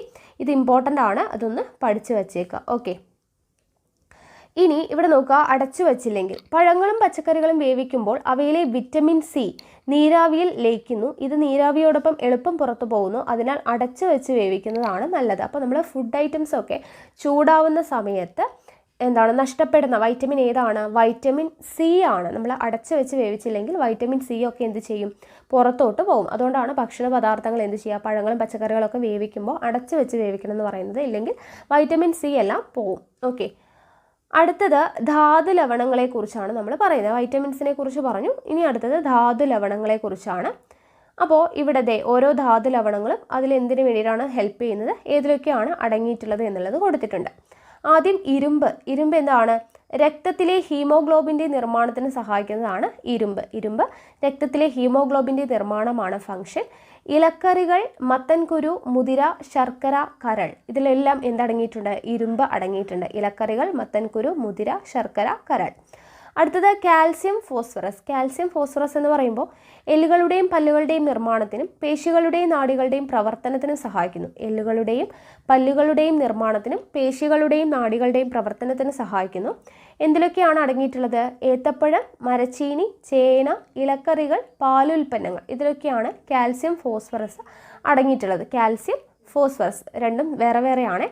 ദെൻ അടുത്തത് സോഡിയം. സോഡിയം എന്തിനാണ്? ശരീരത്തിൽ ആവശ്യമായിട്ടുള്ള ജലം നിലനിർത്തുന്നത് സോഡിയമാണ്. ശരീരത്തിൽ ആവശ്യമായിട്ടുള്ള ജലം നിലനിർത്തുന്നത് സോഡിയമാണ്. എന്തിലാണ് അടങ്ങിയിട്ടുള്ളത്? കറിയുപ്പിലാണ് സോഡിയം കൂടുതലായിട്ടും അടങ്ങിയിട്ടുള്ളത്. അടുത്തത് അയഡിൻ. അയഡിൻ എന്ന് പറയുമ്പോൾ തൈറോയിഡ് ഗ്രന്ഥിയുടെ ശരിയായ പ്രവർത്തനത്തിന് മാനസിക വളർച്ചയ്ക്ക് തൈറോയിഡ് ഗ്രന്ഥിയുടെ ശരിയായ പ്രവർത്തനത്തിനും മാനസിക വളർച്ചയ്ക്കും സഹായിക്കുന്നതാണ് അയഡിൻ എന്ന് പറയുന്ന ധാതുലവണം. അതെന്തിലൊക്കെയാണ് അടങ്ങിയിട്ടുള്ളത്? കടൽ വിഭവങ്ങൾ, അയഡിൻ ചേർത്ത ഉപ്പ്, കടൽ മത്സ്യങ്ങളുടെ തല എന്നിവയിലാണ് അയഡിൻ കൂടുതലായിട്ടും അടങ്ങിയിട്ടുള്ളത്. അപ്പോൾ ഇതും പഠിച്ചു വെച്ചേക്കാം. അടുത്തത് പോഷക അപര്യാപ്തത രോഗങ്ങൾ, ന്യൂട്രിയൻ ഡെഫിഷ്യൻസി ഡിസീസസ്. നോക്കുക, പോഷകഘടകങ്ങളുടെ അപര്യാപ്തത ശരീര വളർച്ച മുരടിക്കുന്നതിനും പലതരം രോഗങ്ങൾ ഉണ്ടാകുന്നതിനും കാരണമാവുന്നു. ഇത്തരം രോഗങ്ങളാണ് പോഷക അപര്യാപ്തത രോഗങ്ങൾ എന്ന് പറയുന്നത്. അപ്പോൾ അങ്ങനെയുള്ള കുറച്ച് രോഗങ്ങളും ഏത് പോഷകഘടകമാണ്, അതിൻ്റെ അപര്യാപ്തത രോഗമാണ്, അതിൻ്റെ ലക്ഷണം എന്താണ് എന്നുള്ളതും കൊടുത്തിട്ടുണ്ട്. ഈ ഒരു കോളം ഇമ്പോർട്ടൻ്റ് ആണ്. ആദ്യത്തേത് വിറ്റമിൻ എ. വിറ്റമിൻ എ എന്ന് പറയുന്നതിൻ്റെ അപര്യാപ്തത രോഗമാണ് ഞാൻ പറഞ്ഞു നിശാന്തത, അല്ലേ? വിറ്റമിൻ എയുടെ നിശാന്തതയാണ് മങ്ങിയ പ്രകാശത്തിൽ കാണാൻ കഴിയാത്ത അവസ്ഥയാണ് നിശാന്തത എന്ന് പറയുന്നത്. വിറ്റമിൻ എയുടെ അപര്യാപ്തത രോഗമാണ് നിശാന്തത. മങ്ങിയ പ്രകാശത്തിൽ കാണാൻ കഴിയുന്നില്ല. അടുത്തത് വിറ്റമിൻ ബി എന്ന് പറയുന്നതിൻ്റെ അപര്യാപ്തത രോഗമാണ് വായ്പുണ്ണ്. വായ്പുണ്ണ് ലക്ഷണം എന്താണ്? വായിൽ വ്രണങ്ങൾ വരുന്നു. വിറ്റമിൻ സിയുടേത് പറഞ്ഞു സ്കർവി ആണെന്ന് പറഞ്ഞാൽ ഇത് എപ്പോഴും ചോദിക്കുന്നതാണ്. ഈ നിശാന്തത, സ്കർവി, കണ ഇതാണ് എപ്പോഴും ചോദിക്കുന്നത്. അതുപോലെ തന്നെ ഗോയിറ്റർ, അയഡിൻ്റെ അഭാവം മൂലം ഉണ്ടാകുന്നതാണ് ഗോയിറ്റർ. ഇത് എപ്പോഴും ചോദിക്കുന്നതാണ്, പഠിച്ചു വെച്ചേക്കാം. അപ്പോൾ വിറ്റമിൻ സിയുടെ അഭാവം മൂലം ഉണ്ടാകുന്നതാണ് സ്കർവി. മോണയിൽ പഴുപ്പും രക്തസ്രാവവും വരുന്നതാണ് സ്കർവിയുടെ ലക്ഷണങ്ങൾ. അടുത്ത വിറ്റമിൻ ഡി കണ. അസ്ഥികൾ കനം കുറഞ്ഞ് വളയുന്നു. അസ്ഥികൾ കനം കുറഞ്ഞ് വളയുന്നതാണ് കണ എന്ന് പറയുന്നത്. ദെൻ ഇരുമ്പിൻ്റെ അപര്യാപ്തത രോഗമാണ് അനീമിയ. രക്തക്കുറവ്, വിളർച്ച ഇതാണ് ലക്ഷണങ്ങൾ. അയഡിൻ്റെ അഭാവം മൂലം ഉണ്ടാകുന്ന രോഗമാണ് ഗോയിറ്റർ. എപ്പോഴും ചോദിക്കുന്നതാണ്. തൊണ്ടയിൽ മുഴ വരും, അതാണ് ഗോയിറ്ററിൻ്റെ ലക്ഷണം എന്ന് പറയുന്നത്. ഓക്കെ, അപ്പോൾ ഈ ഒരു കോളം വളരെയധികം ഇമ്പോർട്ടൻ്റ് ആണ്. അടുത്തത് പോഷകേതര ഘടകങ്ങൾ. അതായത് പോഷകഘടകങ്ങൾക്ക് പുറമേ ജലം, നാരുകൾ തുടങ്ങിയ പോഷകേതര ഘടകങ്ങളും ആഹാരത്തിൽ ഉൾപ്പെടുത്തേണ്ടതായിട്ടുണ്ട്. അപ്പോൾ ഇവിടെ ജലം എന്ന് പറഞ്ഞു തന്നിട്ടുണ്ട്. നമ്മുടെ ശരീരത്തിൻ്റെ 2/3 എന്താണ്? ജലമാണ്. തലച്ചോറിൻ്റെ 85%, രക്തത്തിൻ്റെ 90%, എല്ലുകളുടെ 25% ജലമാണ്. തലച്ചോറിൻ്റെ 85%, രക്തത്തിൻ്റെ 90%, എല്ലുകളുടെ 25% എന്താണ്? ജലമാണ്. ദഹനം ഉൾപ്പെടെയുള്ള ശാരീരിക പ്രവർത്തനങ്ങളുടെ മാധ്യമമായി പ്രവർത്തിക്കുന്നത് ജലമാണ്. മൂത്രം, വിയർപ്പ് മുതലായവയിലൂടെ പ്രതിദിനം 2.5 ലിറ്റർ ജലം നമ്മുടെ ശരീരത്തിൽ നിന്ന് നഷ്ടപ്പെടുന്നു. അതിനാൽ ധാരാളം ശുദ്ധജലം നാം കുടിക്കേണ്ടതായിട്ടുണ്ട്. അപ്പോൾ 2.5 ലിറ്റർ ജലമാണ് ഒരു ദിവസം നഷ്ടപ്പെടുന്നത്. അതുകൊണ്ടാണ് ഡെയിലി നമ്മൾ 2.5 ലിറ്റർ വെള്ളം കുടിക്കണമെന്ന് പറയാനായിട്ട് കാര്യം. ഓക്കെ, അടുത്തത് നാരുകൾ അല്ലെങ്കിൽ ഫൈബേഴ്സ് എന്ന് പറയുന്നത് സസ്യാഹാരത്തിലൂടെ ലഭിക്കുന്നതും എന്നാൽ ശരീരത്തിന് ദഹിപ്പിക്കാൻ കഴിയാത്തതുമായിട്ടുള്ള ഒരു തരം ധാന്യകമാണ് നാരുകൾ. ഇവ പ്രധാനമായും സെല്ലുലോസ് കൊണ്ടാണ് നിർമ്മിച്ചിരിക്കുന്നത്. സെല്ലുലോസ് കൊണ്ടാണ് എന്ത് നിർമ്മിച്ചിരിക്കുന്നത്? നാരുകൾ നിർമ്മിച്ചിരിക്കുന്ന പ്രധാനമായും സെല്ലുലോസ് കൊണ്ടാണ്. ശരീരത്തിന് പോഷകഘടകങ്ങൾ നൽകുന്നില്ലെങ്കിലും നാരുകൾ വൻകുടലിലെ വിസർജ്യ വസ്തുക്കളുടെ സഞ്ചാരത്തെ സുഗമമാക്കുന്നു. അപ്പോൾ നാരുകൾ ചെയ്യുന്നത് എന്താണ്? വൻകുടലിലെ വിസർജ്യ വസ്തുക്കളുടെ സഞ്ചാരത്തെ സുഗമമാക്കുന്നു. തവിടടങ്ങിയിട്ടുള്ള ധാന്യങ്ങൾ, ഇലക്കറികൾ, പച്ചക്കറികൾ, വാഴയുടെ തണ്ട്, വാഴക്കൊമ്പ് എന്നിവ നാരിൻ്റെ കലവറയാണ്. ഓക്കെ, അത് ഇമ്പോർട്ടൻ്റ് ആണ്, പഠിച്ചു വെച്ചേക്കാം. ഇനി അടുത്തത് ആഹാരം തിരഞ്ഞെടുക്കുമ്പോൾ എന്ന് പറഞ്ഞു കൊടുത്തിട്ടുണ്ട്. നോക്കുക, സമീകൃത ആഹാരം. എന്താണ് സമീകൃത ആഹാരം അല്ലെങ്കിൽ ബാലൻസ്ഡ് ഡയറ്റ് എന്ന് പറഞ്ഞാൽ ശരീരത്തിന് വേണ്ട എല്ലാ പോഷകഘടകങ്ങളും ആവശ്യമായ അളവിൽ അടങ്ങിയിരിക്കുന്ന ഭക്ഷണത്തെയാണ് സമീകൃത ആഹാരം എന്ന് പറയുന്നത്. ഇവിടെ കൊടുത്തിട്ടുണ്ട്, നോക്കുക. പുട്ട്, ദോശ, ചപ്പാത്തി, ചോറ്, കപ്പ, മധുരക്കിഴങ്ങ്, ദെൻ ചെറുപയർ, മത്സ്യം, കടല, പാല്, പരിപ്പ്, മുട്ട, മാംസം, ഇലക്കറി, ക്യാരറ്റ്, പഴം, പേരയ്ക്ക, പച്ചക്കറി, എണ്ണ, നെയ്യ്. ഇതാണ് സമീകൃത ആഹാരം എന്ന് പറഞ്ഞിട്ട് കൊടുത്തിരിക്കുന്നത് അല്ലേ. ഇനി ഇവിടെ കറക്റ്റായിട്ട് കഴിക്കേണ്ട ഓരോ ടൈമും അതിൽ എന്തൊക്കെയാണ് ഓരോ കുട്ടികളുടെയുമാണ് കൊടുത്തിട്ടുള്ളത്. അതൊന്നും നമുക്ക് ആവശ്യമില്ല. ഇനി ഇവിടെ കിഴങ്ങുകളും ഇലക്കറികളും എന്ന് പറഞ്ഞിട്ട് ഓരോ ഭക്ഷ്യവസ്തുവിലും അടങ്ങിയിട്ടുള്ള വിറ്റമിൻ എത്ര ഗ്രാമാണ് ധാതു ലവണങ്ങൾ അടങ്ങിയിട്ടുള്ളത് എന്ന് കൊടുത്തിട്ടുണ്ട്. ജസ്റ്റ് നിങ്ങളൊന്ന് നോക്കിയാൽ മതി. ഓക്കെ, പിന്നെ ഓരോ പഴങ്ങൾ, അതിലടങ്ങിയിട്ടുള്ള ധാന്യകം, പ്രോട്ടീൻ, കൊഴുപ്പ്, കാൽസ്യം, ഇരുമ്പ് അതിൻ്റെ അളവ് കൊടുത്തിട്ടുണ്ട്. അത് നിങ്ങൾ ജസ്റ്റ് ഒന്ന് നോക്കിയാൽ മതി. ഓക്കെ, ഇനി അടുത്തത് ഇവിടെ പാചകക്കുറിപ്പൊക്കെയാണ് കൊടുത്തിട്ടുള്ളത്. അതൊന്നും നമുക്ക് ആവശ്യമുള്ളതല്ല. അപ്പോൾ ഇത്രയാണ് നമ്മുടെ ഈ ഒരു ചാപ്റ്റർ എന്ന് പറയുന്നത്. 6ാം ക്ലാസ്സിലെ 5ാമത്തെ ചാപ്റ്റർ ആഹാരം ആരോഗ്യത്തിന് എന്ന് പറയുന്ന ചാപ്റ്റർ നമ്മുടെ കംപ്ലീറ്റ് ആയിട്ടുണ്ട്. ഇനി നമുക്ക് 10ാം ക്ലാസ്സിലെ 2 ചാപ്റ്ററും കൂടിയിട്ടാണ് പഠിക്കാനായിട്ടുള്ളത്. അപ്പോൾ നമുക്ക് നോക്കാം. 10ാം ക്ലാസ്സിലെ 4ാമത്തെ ചാപ്റ്റർ നോക്കാം. അകറ്റി നിർത്താം രോഗങ്ങളെ. ഇതാണ് ചാപ്റ്ററിൻ്റെ പേരെന്ന് പറയുന്നത്. അപ്പോൾ ആദ്യം തന്നെ നമുക്ക് പഠിക്കാനായിട്ടുള്ളത് എന്താണെന്ന് വെച്ച് കഴിഞ്ഞാൽ എങ്ങനെയൊക്കെയാണ് രോഗങ്ങൾ പകരുന്നത്. ഓക്കെ, ഒരാളിൽ നിന്നും മറ്റൊരാളിലോട്ട് എങ്ങനെയാണ് രോഗങ്ങൾ പകരുന്നത് എന്നുള്ളതാണ് ഇവിടെ കൊടുത്തിട്ടുള്ളത്. നോക്കുക, സ്പർശനം വഴി, മലിനമായ ആഹാരവും ജലവും, ചുമ, തുമ്മൽ, അപ്പോൾ വായുവിലൂടെ അല്ലേ, ചുമ, തുമ്മൽ വഴി വായുവിലൂടെ പകരുന്നു. അണുവിമുക്തമാക്കാത്ത ഉപകരണങ്ങൾ ഉപയോഗിക്കുന്നതിലൂടെ, വാഹകരായ ജന്തുക്കൾ അല്ലേ, നായ, കൊതുക്, ചിത്രം കണ്ടോ. അപ്പോൾ വാഹകരായ ജന്തുക്കൾ വഴി, വസ്ത്രങ്ങൾ അല്ലെ, രോഗിയായിട്ടുള്ള ആളുകൾ ഉപയോഗിച്ച വസ്ത്രങ്ങൾ മറ്റുള്ള ആൾ ഉപയോഗിക്കുന്നതിലൂടെ, അങ്ങനെയെല്ലാമാണ് രോഗങ്ങൾ പകരുന്ന വിധമാണ് ഇവിടെ കൊടുത്തിട്ടുള്ളത്. അത് ജസ്റ്റ് ഒന്ന് നോക്കിയിരിക്കുക. ഇനി അടുത്തത് നമുക്ക് പഠിക്കാനുള്ളത് വിവിധ തരത്തിലുള്ള രോഗങ്ങളെക്കുറിച്ചാണ്. ആദ്യം തന്നെ നമ്മൾ പഠിക്കുന്നത് എലിപ്പനിയെക്കുറിച്ചാണ്. എലിപ്പനി എന്ന് പറയുന്നത് എന്താണ്? ഒരു ബാക്ടീരിയ രോഗമാണ്. ഒരു ബാക്ടീരിയ രോഗമാണ് എന്ത്? എലിപ്പനി എന്ന് പറയുന്നത്. ബാക്ടീരിയ എന്ന് പറയുന്നത് എന്താണ്? ഒരു പ്രോകാരിയോട്ടാണ്. ഇവ ശരീരത്തിൽ പ്രവേശിച്ചു കഴിഞ്ഞാൽ ദ്വിവിഭജനത്തിലൂടെ പെരുകുന്നു. അപ്പോൾ ബാക്ടീരിയ എന്ന് പറയുന്നത് ഒരു പ്രോകാരിയോട്ടാണ്. ഇവ ശരീരത്തിൽ പ്രവേശിച്ചു കഴിഞ്ഞാൽ എങ്ങനെയാണ് പെരുകുന്നത്? ദ്വിവിഭജനത്തിലൂടെയാണ്. ബാക്ടീരിയ പെരുകുന്നത് ദ്വിവിഭജനത്തിലൂടെയാണ്. അവ ഉൽപ്പാദിപ്പിക്കുന്ന ടോക്സിനുകൾ, അതായത് വിഷവസ്തുക്കൾ, കോശങ്ങളെ നശിപ്പിക്കുകയും രോഗമുണ്ടാക്കുകയും ചെയ്യുന്നു. ഓക്കെ, അപ്പോൾ എലിപ്പനി എന്ന് പറയുമ്പോൾ ഒരു ബാക്ടീരിയ രോഗമാണ്. ബാക്ടീരിയ എന്ന് പറയുന്നത് ഒരു പ്രോകാരിയോട്ടാണ്. ഇവ ശരീരത്തിൽ പ്രവേശിച്ചു കഴിഞ്ഞാൽ പെരുകുന്നത് എങ്ങനെയാണ്? ദ്വിവിഭജനത്തിലൂടെയാണ്. അവ ഉൽപ്പാദിപ്പിക്കുന്ന ടോക്സിനുകൾ നശിപ്പിക്കുകയും കോശങ്ങളെ നശിപ്പിക്കുകയും രോഗമുണ്ടാക്കുകയും ചെയ്യുന്നു. ഇനി ഇവിടെ നോക്കുക, എലിപ്പനിക്ക് കാരണമായിട്ടുള്ള ബാക്ടീരിയ ആണ് ലെപ്റ്റോസ്പൈറ. ഓക്കെ, എലിപ്പനിക്ക് കാരണമായിട്ടുള്ള ബാക്ടീരിയ ഏതാണ്? ലെപ്റ്റോസ്പൈറ. എലികളുടെയും നായ്ക്കളുടെയും മറ്റു ചില മൃഗങ്ങളുടെയും മൂത്രത്തിലൂടെ പുറത്തെത്തുന്ന ബാക്ടീരിയ കെട്ടിക്കിടക്കുന്ന വെള്ളത്തിലും ഈർപ്പത്തിലും നിലനിൽക്കും. ബാക്ടീരിയ മുറിവിലൂടെ രക്തത്തിലെത്തിയാൽ ശരീരകലകളെ ബാധിക്കുകയും ചില ടോക്സിനുകൾ ഉൽപ്പാദിപ്പിക്കുകയും ചെയ്യും. ഇവ രക്തലോമികകളിൽ തകരാറുണ്ടാക്കുകയും ആന്തരിക രക്തസ്രാവത്തിന് കാരണമാവുകയും ചെയ്യുന്നു. അപ്പോൾ ഇതാണ് എലിപ്പനി എന്ന് പറയുന്നത്. ശക്തമായ പനി, തലവേദന, പേശീവേദന, കണ്ണിനുണ്ടാവുന്ന ചുവപ്പ് നിറം എന്നിവയാണ് എലിപ്പനിയുടെ മുഖ്യ ലക്ഷണങ്ങൾ എന്ന് പറയുന്നത്. തുടക്കത്തിലെ കണ്ടെത്തി ചികിത്സിച്ചാൽ പരിപൂർണമായും ഭേദമാക്കാവുന്ന ഒരു രോഗമാണ് എലിപ്പനി. ചികിത്സയേക്കാൾ നല്ലത് പ്രതിരോധമാണ് എന്ന തിരിച്ചറിവ് രോഗവ്യാപനം തടയുന്നതിന് അത്യാവശ്യമാണ്.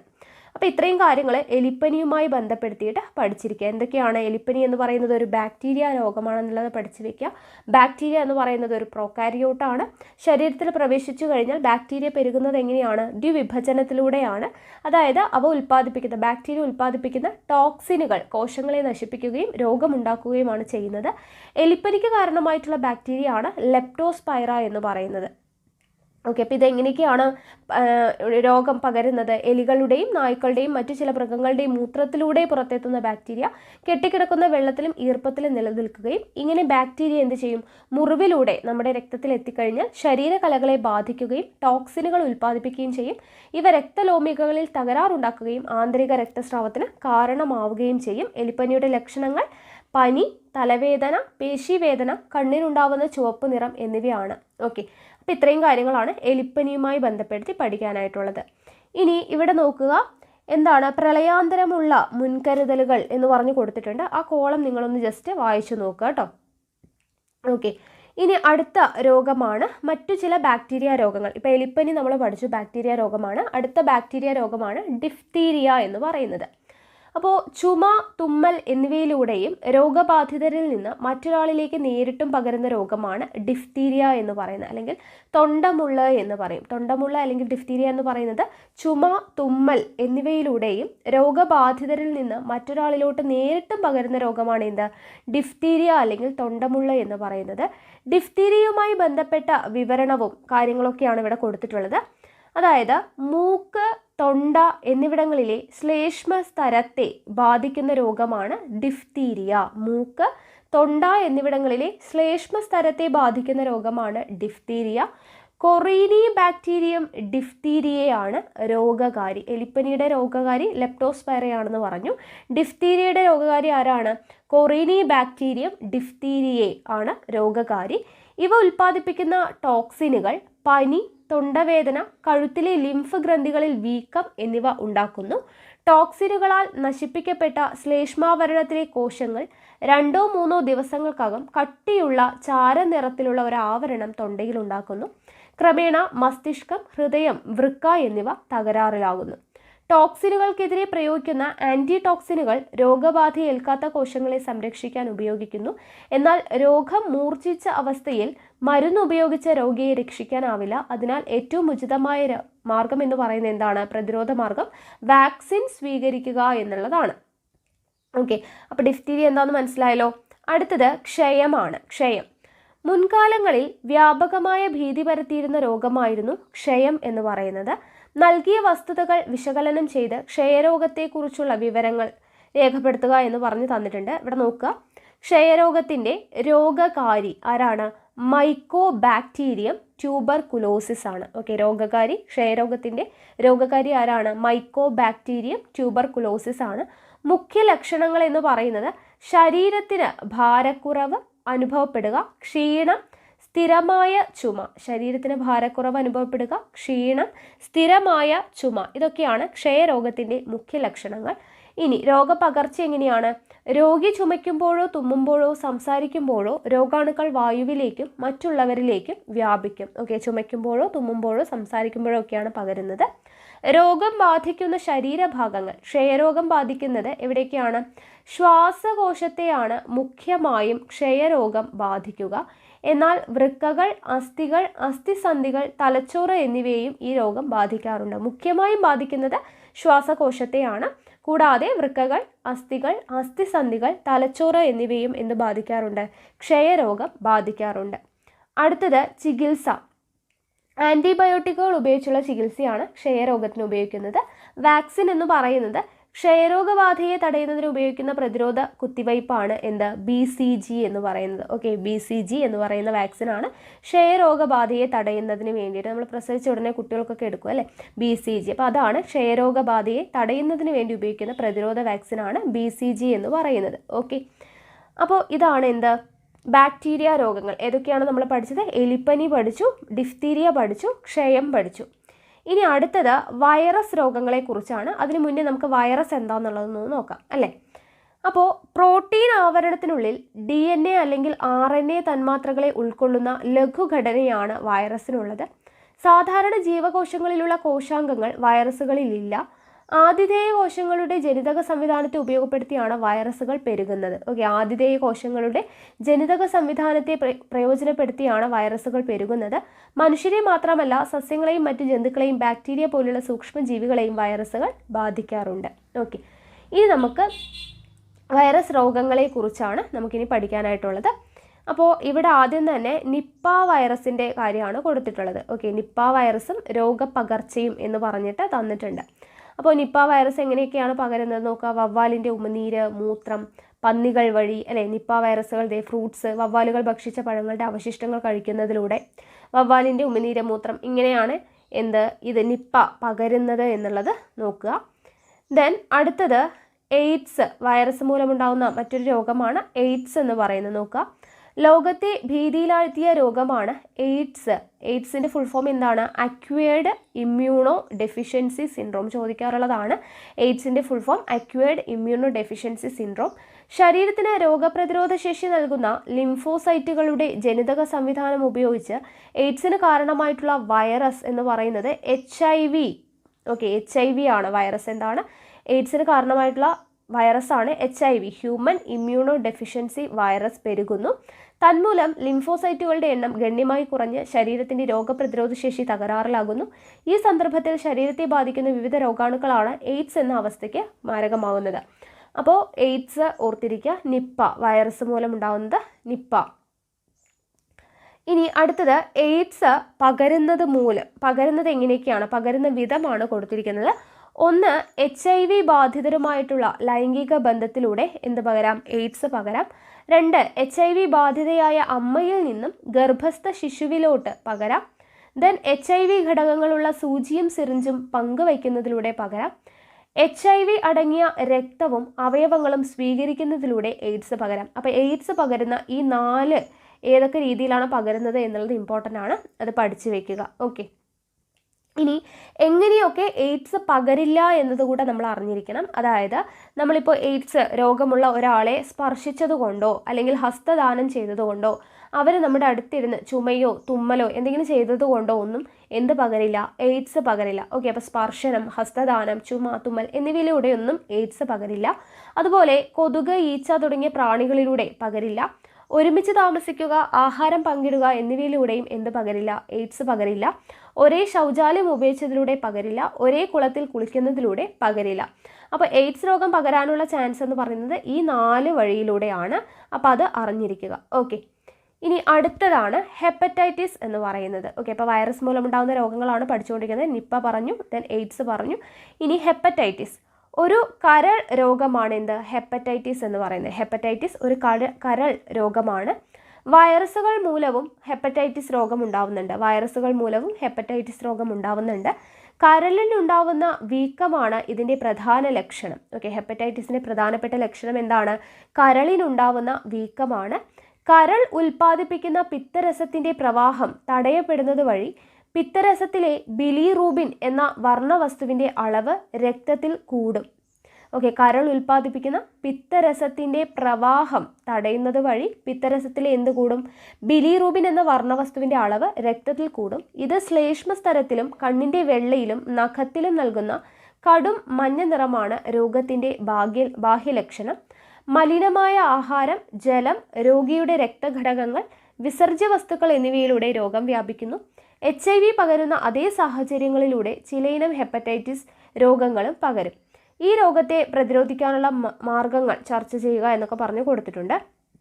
നോക്കുക, വൈറസ് മൂലമല്ലാതെയും ഹെപ്പറ്റൈറ്റിസ് രോഗമുണ്ടാകാം. ഓക്കെ, വൈറസ് മൂലമല്ലാതെയും ഹെപ്പറ്റൈറ്റിസ് രോഗമുണ്ടാവാം. കേരളത്തിൽ വ്യാപകമായി ഡെങ്കിപ്പനി, ചിക്കുൻഗുനിയ എന്നിവയും വൈറസ് രോഗങ്ങളാണ്. അപ്പോൾ വൈറസ് രോഗങ്ങളിൽ വരുന്നതാണ് നിപ്പ, എയ്ഡ്സ്, ഹെപ്പറ്റൈറ്റിസ്. കൂടാതെ ഡെങ്കിപ്പനി, ചിക്കുൻഗുനിയ. കൊതുകുകൾ വഴിയാണ് ഈ രോഗങ്ങൾ പകരുന്നത്. ഇത്തരം രോഗങ്ങൾ പകരാതിരിക്കുന്നതിന് സ്വീകരിക്കുന്ന മുൻകരുതലുകൾ നമ്മൾ പറഞ്ഞു അല്ലേ. കൊതുക് ഇല്ലാതിരിക്കാൻ വേണ്ടിയിട്ട് എന്തൊക്കെ ചെയ്യാം എന്നുള്ളത് കഴിഞ്ഞ ചാപ്റ്ററിൽ പഠിച്ചു. ഇനി അടുത്തത് ഫംഗസ് രോഗങ്ങളാണ്. ബാക്ടീരിയ രോഗങ്ങൾ പഠിച്ചു, വൈറസ് രോഗങ്ങൾ പഠിച്ചു, ഫംഗസ് രോഗങ്ങളാണ് അടുത്ത് പറയുന്നത്. അപ്പോൾ പൂപ്പലുകൾ ഉൾപ്പെടുന്ന വിഭാഗമാണ് എന്ത്? ഫംഗസുകൾ. ഫംഗസുകൾ എന്ന് പറയുന്നത് പൂപ്പൽ ഉൾപ്പെടുന്ന വിഭാഗമാണ്. ചില ഫംഗസുകൾ രോഗകാരികളായിട്ട് പ്രവർത്തിക്കുന്നുണ്ട്. ഇവ ഉൽപ്പാദിപ്പിക്കുന്ന ടോക്സിനുകളാണ് എന്ത്? രോഗത്തിന് കാരണം. ഇവ ഉൽപ്പാദിപ്പിക്കുന്ന ടോക്സിനുകളാണ് രോഗത്തിന് കാരണം. മനുഷ്യനെ ബാധിക്കുന്ന ചില ഫംഗസുകളെ കുറിച്ചാണ് ഇനി പറയുന്നത്. അപ്പോൾ ഇവിടെ ഒരു കോളത്തിൽ കൊടുത്തിട്ടുണ്ട് താരൻ അല്ലെങ്കിൽ ഡാൻഡ്രഫ് എന്ന് പറയുന്നത് എന്താണ്? മൃതകോശങ്ങൾ പൊഴിയുന്നതിനനുസരിച്ച് ത്വക്കിലെ കോശങ്ങൾ തുടർച്ചയായി പുതുക്കപ്പെട്ടുകൊണ്ടിരിക്കുന്നു. പൊഴിയുന്നതിനേക്കാൾ വേഗത്തിൽ കോശങ്ങൾ വിഭജിച്ചാൽ അവ ശൽക്കങ്ങളായി മാറും. ഈ അവസ്ഥയാണ് താരൻ എന്ന് പറയുന്നത്. ഈ സന്ദർഭത്തിൽ ത്വക്കിനെ ബാധിക്കുന്ന ചിലയിനം ഫംഗസുകൾ അസഹ്യമായ ചൊറിച്ചിലും അണുബാധയും ഉണ്ടാക്കാം. ശൽക്കങ്ങൾ വെളുത്ത പൊടികളായി ഇളകി വീഴാനും മുടി കൊഴിച്ചിലിനും കാരണമായേക്കാം. അപ്പോൾ ഫംഗസ് രോഗത്തിൽ വരുന്നതാണ് ഈ താരൻ എന്ന് പറയുന്നത്. ഇനി ചിലയിനം ഫംഗസുകൾ ത്വക്കിൽ ഉണ്ടാക്കുന്ന രോഗമാണ് വട്ടച്ചൊറി അല്ലെങ്കിൽ റിംഗ്വേം എന്ന് പറയുന്നത്. വട്ടത്തിലുള്ള ചുവന്ന തിണർപ്പുകളായാണ് രോഗം പ്രത്യക്ഷമാകുന്നത്. സ്പർശനത്തിലൂടെയും സമ്പർക്കത്തിലൂടെയുമാണ് ഈ രോഗം പകരുന്നത്. കാൽവിരലുകൾക്കിടയിലും പാദങ്ങളിലും ഫംഗസുകൾ ഉണ്ടാക്കുന്ന രോഗമാണ് അത്ലറ്റ്സ് ഫൂട്ട് എന്ന് പറയുന്നത്. ഓക്കെ, കാൽവിരലുകൾക്കിടയിലും പാദങ്ങളിലും ഫംഗസ് ഉണ്ടാക്കുന്ന രോഗമാണ് അത്ലറ്റ്സ് ഫൂട്ട്. ചൊറിച്ചിലുണ്ടാക്കുന്ന ചുവന്ന ശൽക്കങ്ങൾ പ്രത്യക്ഷപ്പെടുന്നതാണ് മുഖ്യ രോഗലക്ഷണം എന്ന് പറയുന്നത്.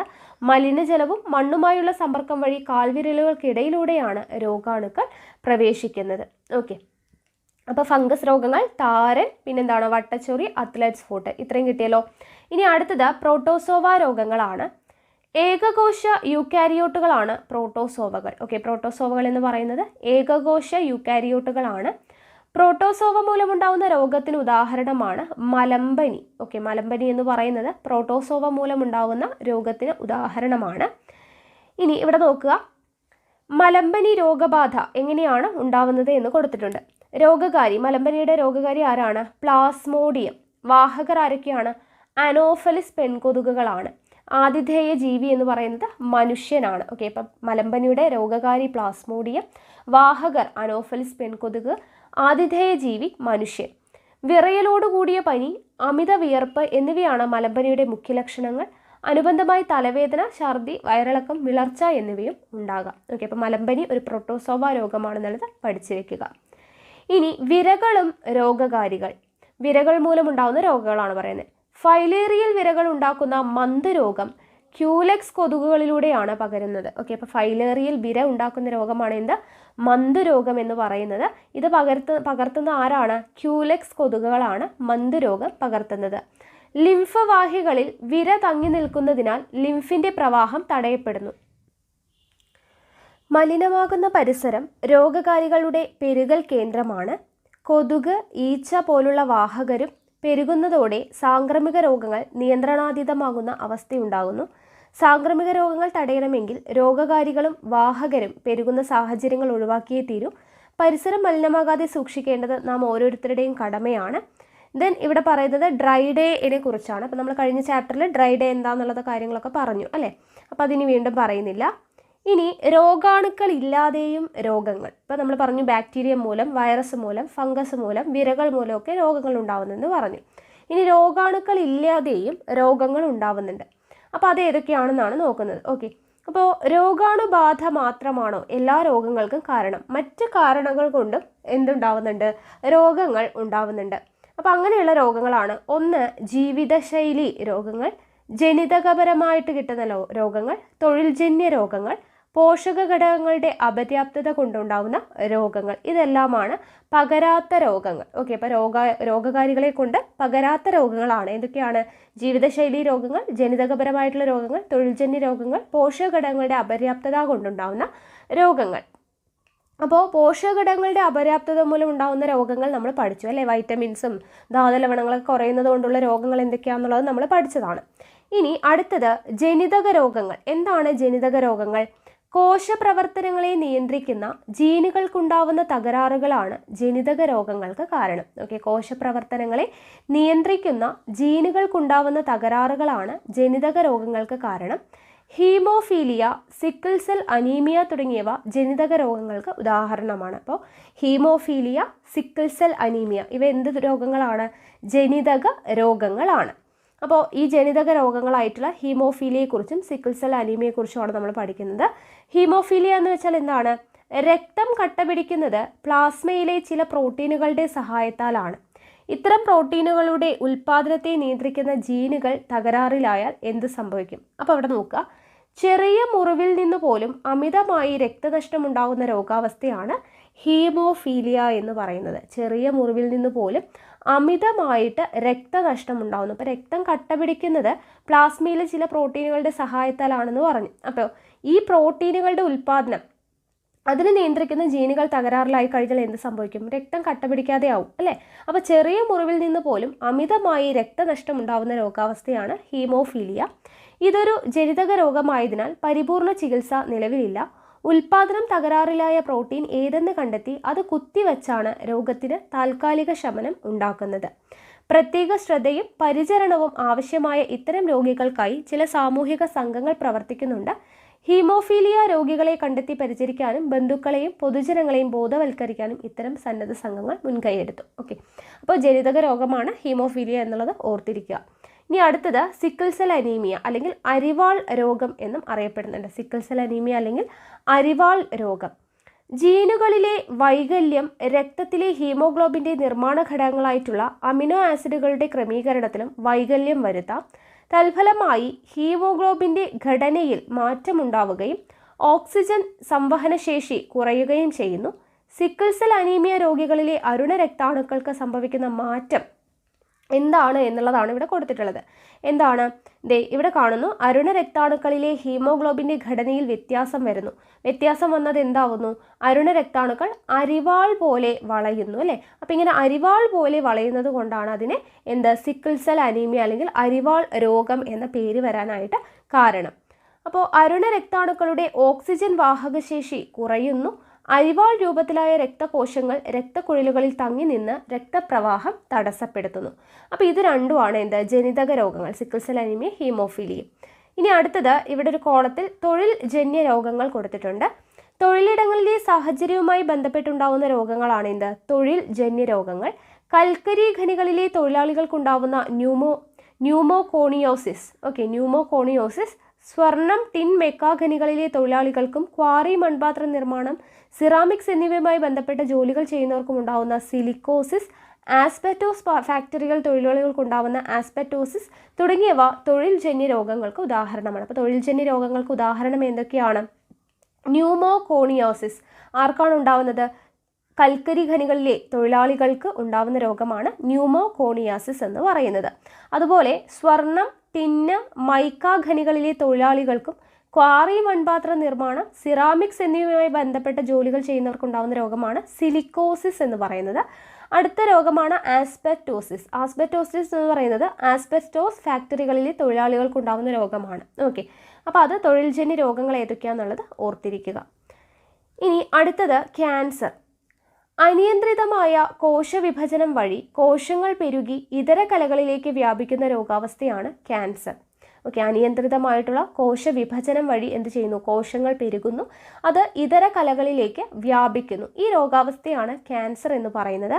കോശവിഭജന പ്രക്രിയയിലെ നിയന്ത്രണ സംവിധാനങ്ങൾ തകരാറിലാകുന്നതോടെയാണ് സാധാരണ കോശങ്ങൾ ക്യാൻസർ കോശങ്ങളായിട്ട് മാറുന്നത്. പരിസ്ഥിതി ഘടകങ്ങൾ, പുകവലി, വികിരണം, വൈറസ്, പാരമ്പര്യ ഘടകങ്ങൾ തുടങ്ങിയവ ഇതിന് കാരണമാകാം. രക്തം, ലിംഫ് എന്നീ ശരീരദ്രവങ്ങളിലൂടെ ക്യാൻസർ കോശങ്ങൾ മറ്റു ഭാഗങ്ങളിലേക്ക് വ്യാപിച്ച് രോഗാവസ്ഥ സങ്കീർണമാകാം. ഇനി ശസ്ത്രക്രിയ, രാസചികിത്സ, വികിരണ ചികിത്സ എന്നിവയെല്ലാം ഇന്ന് ക്യാൻസർ ചികിത്സയ്ക്ക് പ്രയോജനപ്പെടുത്താറുണ്ട്. ശസ്ത്രക്രിയ, രാസചികിത്സ, വികിരണ ചികിത്സ. രോഗം മൂർച്ഛിച്ച അവസ്ഥയിൽ രോഗമുക്തി പ്രയാസകരമായതിനാൽ ഏറ്റവും നേരത്തെ രോഗബാധ തിരിച്ചറിയുക എന്നത് ക്യാൻസർ ചികിത്സയിൽ നിർണായകമാണ്. അധിക വിവരശേഖരണം നടത്തിയും ക്യാൻസർ വിദഗ്ധരുമായി ചർച്ച ചെയ്തും, അപ്പോൾ അത് നമുക്ക് ആ രോഗത്തെക്കുറിച്ച് കൂടുതൽ അറിയാനാണ് പറയുന്നത്. ഇനി ഇവിടെ ക്യാൻസറും കേരളവും എന്ന് പറഞ്ഞു കൊടുത്തിട്ടുണ്ട്. നോക്കുക, 50,000-ൽ പരം പുതിയ ക്യാൻസർ രോഗികൾ പ്രതിവർഷം കേരളത്തിലുണ്ടാവുന്നു എന്നും 20% ക്യാൻസറുകൾ ചില ആഹാര ഘടകങ്ങൾ മൂലമാണെന്നും തിരുവനന്തപുരം റീജിയണൽ ക്യാൻസർ സെന്ററിലെ പഠനങ്ങൾ തെളിയിക്കുന്നു. പുരുഷന്മാരിൽ 50% ക്യാൻസറുകളും വായ, തൊണ്ട, ശ്വാസകോശങ്ങൾ എന്നിവയുമായി ബന്ധപ്പെട്ടിരിക്കുന്നു. പുകവലിയും മദ്യപാനവുമാണ് ഇതിന് പ്രധാന കാരണങ്ങളായിട്ട് കണ്ടെത്തിയിട്ടുള്ളത്. രോഗികളുടെ നിരക്ക് കൂടുന്നുണ്ടെങ്കിലും രോഗമുക്തി നേടുന്നവരുടെ എണ്ണവും കൂടി വരുന്നുണ്ട്. ക്യാൻസർ ജനിതക രോഗമാണ് എങ്കിലും പാരമ്പര്യ രോഗമായിട്ട് പരിഗണിക്കുന്നില്ല. ക്യാൻസർ എന്ന് പറയുന്നത് എന്താണ്? ഒരു ജനിതക രോഗമാണ്. ഓക്കെ, അടുത്തത് ജീവിതശൈലി രോഗങ്ങളാണ്. ഇപ്പം ജനിതക രോഗം പറഞ്ഞു, തൊഴിൽജന്യ രോഗം പറഞ്ഞു, ജീവിതശൈലി രോഗങ്ങളാണ് പറയുന്നത്. അനാരോഗ്യകരമായിട്ടുള്ള ജീവിത രീതി ക്ഷണിച്ചു വരുത്തുന്ന രോഗങ്ങളാണ് ജീവിതശൈലി രോഗങ്ങൾ. അതായത് നമ്മുടെ ഭക്ഷണശീലത്തിൽ വരുന്ന മാറ്റങ്ങൾ, വ്യായാമമില്ലായ്മ, മാനസിക സംഘർഷം, മദ്യപാനം, പുകവലി, മയക്കുമരുന്ന് ഉപയോഗം, ഇതെല്ലാം കൊണ്ടുണ്ടാകുന്ന രോഗങ്ങളാണ് ജീവിതശൈലി രോഗങ്ങൾ. അപ്പോൾ ഇവിടെ ജീവിതശൈലി രോഗങ്ങൾ ഏതൊക്കെയാണ്, അതിന് കാരണം എന്താണ് എന്നുള്ളത് കൊടുത്തിട്ടുണ്ട്. അതൊന്ന് നോക്കുക കേട്ടോ, ഇമ്പോർട്ടൻ്റ് ആണ് ഈ ഒരു കോളം. ഇതിൽ നിന്ന് ക്വസ്റ്റ്യൻസ് വരാറുണ്ട്. ആദ്യത്തെ ജീവിതശൈലി രോഗമാണ് പ്രമേഹം. പ്രമേഹത്തിന് കാരണം എന്താണ്? ഇൻസുലിൻ്റെ കുറവോ പ്രവർത്തന വൈകല്യമോ ആണ്. ഇൻസുലിൻ്റെ കുറവോ പ്രവർത്തന വൈകല്യമോ കൊണ്ടുണ്ടാവുന്ന ജീവിതശൈലി രോഗമാണ് പ്രമേഹം. അടുത്തത് ഫാറ്റി ലിവർ. ഫാറ്റി ലിവർ കരളിൽ കൊഴുപ്പ് അടിഞ്ഞുകൂടുവാൻ ഇടയാകുന്നതാണ് ഫാറ്റി ലിവറിന് കാരണം. കരളിൽ കൊഴുപ്പ് അടിഞ്ഞുകൂടുവാൻ ഇടയാകുന്നത്. അടുത്തത് പക്ഷാഘാതം. പക്ഷാഘാതം എന്ന് പറയുമ്പോൾ മസ്തിഷ്കത്തിലെ രക്തക്കുഴലുകൾ പൊട്ടുന്നത്, രക്തപ്രവാഹം തടസ്സപ്പെടുന്നത്. മസ്തിഷ്കത്തിലെ രക്തക്കുഴലുകൾ പൊട്ടുന്നതും രക്തപ്രവാഹം തടസ്സപ്പെടുന്നതുമാണ് പക്ഷാഘാതത്തിന് കാരണം. ദെൻ അമിത രക്തസമ്മർദ്ദം. അടുത്ത ജീവിതശൈലി രോഗമാണ് അമിത രക്തസമ്മർദ്ദം. കൊഴുപ്പടിഞ്ഞ് രക്തധമനികളുടെ വ്യാസം കുറയുന്നതാണ് അമിത രക്തസമ്മർദ്ദത്തിന് കാരണം. കൊഴുപ്പടിഞ്ഞ് രക്തധമനികളുടെ വ്യാസം കുറയുന്നത്. അടുത്തത് ഹൃദയാഘാതം. ഹൃദയത്തിലേക്ക് രക്തം എത്തിക്കുന്ന കൊറോണറി ധമനികളിൽ കൊഴുപ്പടിഞ്ഞ് രക്തപ്രവാഹം തടസ്സപ്പെടുന്നതാണ് ഹൃദയാഘാതത്തിന് കാരണം. ഹൃദയത്തിലേക്ക് രക്തം എത്തിക്കുന്ന കൊറോണറി ധമനികളിൽ കൊഴുപ്പടിഞ്ഞ് എന്ത് ചെയ്യുന്നു? രക്തപ്രവാഹം തടസ്സപ്പെടുന്നു. അപ്പോൾ ഈ ജീവിതശൈലി രോഗങ്ങൾ ഇമ്പോർട്ടൻ്റ് ആണ്, ഇതൊന്ന് പഠിച്ചു വെച്ചേക്കാം. അടുത്തത് പുകവലി മൂലമുണ്ടാവുന്ന ചില ആരോഗ്യ പ്രശ്നങ്ങളാണ് ഇവിടെ കൊടുത്തിട്ടുള്ളത്. അപ്പോൾ ഇവിടെ പുകവലിയും ദൂഷ്യഫലങ്ങളും. ഒന്നാമത്തേത് പക്ഷാഘാതം. ഓക്കെ, പക്ഷാഘാതം, നിക്കോട്ടിനോട് വിധേയത്വം, ഇത് രണ്ടും ബാധിക്കുന്നത് തലച്ചോറിനെയാണ്. ചിത്രം കൊടുത്തിരിക്കുന്നത് കണ്ടോ. അടുത്തത് ശ്വാസകോശ ക്യാൻസർ, ബ്രോങ്കൈറ്റിസ്, എംഫീസീമ, ഇത് മൂന്നും ബാധിക്കുന്നത് ശ്വാസകോശത്തെയാണ്. ശ്വാസകോശ ക്യാൻസർ, ബ്രോങ്കൈറ്റിസ്, എംഫീസീമ. അടുത്തത് ഉയർന്ന രക്തസമ്മർദ്ദം, ധമനികളുടെ ഇലാസ്തികത നഷ്ടപ്പെടൽ, പ്രവർത്തനക്ഷമത കുറയൽ, ഇത് മൂന്നും ബാധിക്കുന്നത് ഹൃദയത്തെയാണ്. അപ്പോൾ പക്ഷാഘാതം, നിക്കോട്ടിനോട് വിധേയത്വം, തലച്ചോറിനെ ബാധിക്കുന്ന, പുകവലി മൂലമുണ്ടാവുന്ന തലച്ചോറിനെ ബാധിക്കുന്ന രോഗങ്ങളാണ് പക്ഷാഘാതവും നിക്കോട്ടിനോട് വിധേയത്വവും. അതുപോലെ പുകവലി മൂലമുണ്ടാവുന്ന ശ്വാസകോശ സംബന്ധമായിട്ടുള്ള രോഗങ്ങൾ ഏതൊക്കെയാണ്? ശ്വാസകോശ ക്യാൻസർ, ബ്രോങ്കൈറ്റിസ്, എംഫീസീമ. പുകവലി മൂലം ഹാർട്ടിനെ ബാധിക്കുന്ന ഏതൊക്കെയാണ്? ഉയർന്ന രക്തസമ്മർദ്ദം, ധമനികളുടെ ഇലാസ്തികത നഷ്ടപ്പെടൽ, പ്രവർത്തനക്ഷമത കുറയൽ, ഇതും ഇമ്പോർട്ടൻ്റ് ആണ്. അടുത്തത് ജന്തുരോഗങ്ങളാണ്. മനുഷ്യർക്ക് മാത്രമല്ല ജന്തുക്കൾക്കും പലതരം രോഗങ്ങൾ ഉണ്ടാവും അല്ലേ. അപ്പോൾ നോക്കുക, ജന്തുക്കൾക്കുണ്ടാവുന്ന രോഗങ്ങളാണ്, ജന്തുരോഗങ്ങളാണ് ആന്ത്രാക്സ്, അകിട് വീക്കം. രോഗകാരി ആരാണ്? ബാക്ടീരിയ. ബാക്ടീരിയ മൂലമുണ്ടാവുന്ന ജന്തുക്കൾക്കുണ്ടാവുന്ന രോഗമാണ് ആന്ത്രാക്സും അകിട് വീക്കവും. ദെൻ വൈറസ് മൂലമുണ്ടാവുന്ന രോഗമാണ് കുളമ്പ് രോഗം. കുളമ്പ് രോഗം ഉണ്ടാവുന്നത് വൈറസ് മൂലമാണ്. അടുത്തത് സസ്യരോഗങ്ങളാണ് പറയുന്നത്. സസ്യരോഗങ്ങൾ ബാക്ടീരിയ മൂലമുണ്ടാകുന്ന സസ്യരോഗം എന്താണ്? നെൽച്ചെടിയിലെ ബ്ലൈറ്റ് രോഗം, വഴുതനയിലെ വാട്ടരോഗം. ഇത് രണ്ടും ബാക്ടീരിയ മൂലമുണ്ടാകുന്ന സസ്യങ്ങൾക്കുണ്ടാകുന്ന രോഗങ്ങളാണ്. അടുത്തത് വൈറസ് മൂലമുണ്ടാകുന്ന സസ്യരോഗങ്ങൾ ഏതൊക്കെയാണ്? പയർ, മരച്ചീനി എന്നിവയിലെ മൊസൈക്ക് രോഗം, വാഴയിലെ കുറുനാമ്പു രോഗം. ഇത് രണ്ടും വൈറസ് മൂലമുണ്ടാകുന്ന സസ്യരോഗങ്ങളാണ്. ദെൻ ഫംഗസ് മൂലമുണ്ടാകുന്ന രോഗങ്ങളാണ് കുരുമുളകിൻ്റെ ദ്രുതവാട്ടം, തെങ്ങിൻ്റെ കൂമ്പുചീയൽ. കുരുമുളകിൻ്റെ ദ്രുതവാട്ടം, തെങ്ങിൻ്റെ കൂമ്പുചീയൽ. ഓക്കെ, അപ്പോൾ ഇത്രയുമാണ് സസ്യരോഗങ്ങൾ. അപ്പോൾ ഇതോട് കൂടിയിട്ട് നമ്മുടെ ഈ ഒരു ചാപ്റ്റർ കഴിഞ്ഞിട്ടുണ്ട്. ഓക്കെ, 10ാം ക്ലാസ്സിലെ 4ാമത്തെ ചാപ്റ്റർ ആയിട്ടുള്ള അകറ്റി നിർത്താം രോഗങ്ങളെ എന്ന് പറയുന്ന ചാപ്റ്റർ കഴിഞ്ഞു. ഇനി ഒരേ ഒരു ചാപ്റ്ററും കൂടിയാണ് നമുക്ക് ഈ ജീവകങ്ങളും അപര്യാപ്തത രോഗങ്ങളും അതുപോലെ രോഗങ്ങളും രോഗകാരികളും എന്ന് പറയുന്ന ഈ ഒരു സെക്ഷനിൽ പഠിക്കാനായിട്ടുള്ളത്. അത് 10ാം ക്ലാസ്സിലെ തന്നെ 5ാമത്തെ ചാപ്റ്ററാണ്. 5ാമത്തെ ചാപ്റ്റർ ആയിട്ടുള്ള പ്രതിരോധത്തിൻ്റെ കാവലാളുകൾ എന്ന് പറയുന്ന ചാപ്റ്ററാണ്. നമുക്കൊന്ന് നോക്കാം. ഇതാണ് 5ാമത്തെ ചാപ്റ്റർ, പ്രതിരോധത്തിൻ്റെ കാവലാളുകൾ എന്നുള്ളതാണ് ചാപ്റ്ററിൻ്റെ പേര്. അപ്പോൾ ആദ്യം തന്നെ നമുക്ക് പഠിക്കാനുള്ളത് എന്താണ് പ്രതിരോധശേഷി എന്ന് പറയുന്നത്. ബോഡി ഡിഫൻസ് അല്ലെങ്കിൽ പ്രതിരോധശേഷി എന്ന് പറയുന്നത് എന്താണ്? രോഗാണു പ്രവേശനം തടയാനും ശരീരത്തിനകത്ത് പ്രവേശിച്ച രോഗാണുക്കളെ നശിപ്പിക്കുവാനുമുള്ള ശരീരത്തിൻ്റെ കഴിവാണ് പ്രതിരോധശേഷി എന്ന് പറയുന്നത്. രോഗാണു പ്രവേശനം തടയാനും ശരീരത്തിനകത്ത് പ്രവേശിച്ച രോഗാണുക്കളെ നശിപ്പിക്കുവാനുമുള്ള ശരീരത്തിൻ്റെ കഴിവിനെയാണ് പ്രതിരോധശേഷി എന്ന് പറയുന്നത്, ബോഡി ഡിഫൻസ് എന്ന് പറയുന്നത്. വൈവിധ്യമാർന്ന പ്രതിരോധ സംവിധാനങ്ങളാൽ സുസജ്ജമാണ് നമ്മുടെ ശരീരം. അപ്പോൾ ഇവിടെ വരുന്ന പ്രതിരോധ സംവിധാനങ്ങളെക്കുറിച്ചാണ്, നമ്മുടെ ശരീരത്തിലുള്ള പ്രതിരോധ സംവിധാനങ്ങളാണ് ഈ പറയുന്നത്. ശരീരത്തിലെ പ്രതിരോധ സംവിധാനങ്ങൾ എന്തൊക്കെയാണ്? ശരീര ആവരണങ്ങളും സ്രവങ്ങളും, അതായത് ത്വക്ക്, ശ്ലേഷ്മസ്തരം, ശ്ലേഷ്മം, ഉമിനീര്, കണ്ണുനീര് മുതലായ ശരീര ആവരണങ്ങളും സ്രവങ്ങളും ഉണ്ട്. ശരീരദ്രവങ്ങളുണ്ട്, രക്തം, ലിംഫ് തുടങ്ങിയ ശരീരദ്രവങ്ങളുണ്ട്. ഇതാണ് ശരീരത്തിലെ പ്രതിരോധ സംവിധാനങ്ങൾ എന്ന് പറയുന്നത്.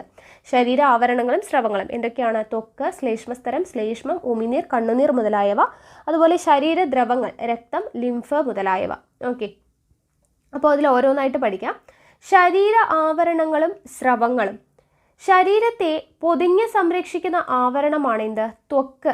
അപ്പോൾ നമ്മൾ ജ്ഞാനേന്ദ്രിയം പഠിച്ചപ്പോൾ ത്വക്കിനെ കുറിച്ച് SCRTയിൽ ഒന്നും പറഞ്ഞിട്ടുണ്ടായിരുന്നില്ല. അത് ക്ലാസ് റൂം സെഷൻ കാണാനായിട്ട് പറഞ്ഞല്ലേ. അപ്പോൾ ആ ഒരു സെക്ഷൻ ത്വക്കിനെ കുറിച്ച് ഇവിടെ ക്ലിയർ ആയിട്ട് കൊടുത്തിട്ടുണ്ട്. അപ്പോൾ ഇത് വെച്ച് പഠിച്ചാലും മതി. ശരീരത്തെ പൊതിഞ്ഞ് സംരക്ഷിക്കുന്ന ആവരണമാണ് എന്ത്? ത്വക്ക് എന്ന് പറയുന്നത്. രോഗാണു പ്രവേശനം തടയുന്ന സുരക്ഷാ കവചം കൂടിയാണ് എന്ത്? ത്വക്ക് എന്ന് പറയുന്നത്. ഇനി ത്വക്കിലെ ഭാഗങ്ങളാണ് കൊടുത്തിട്ടുള്ളത്, ത്വക്കും പ്രതിരോധവും. ആദ്യത്തെ പാർട്ട് നോക്കാം, എപ്പിഡെർമിസ്. എപ്പിഡെർമിസ് എന്ന് പറയുന്നത് എന്താണ്?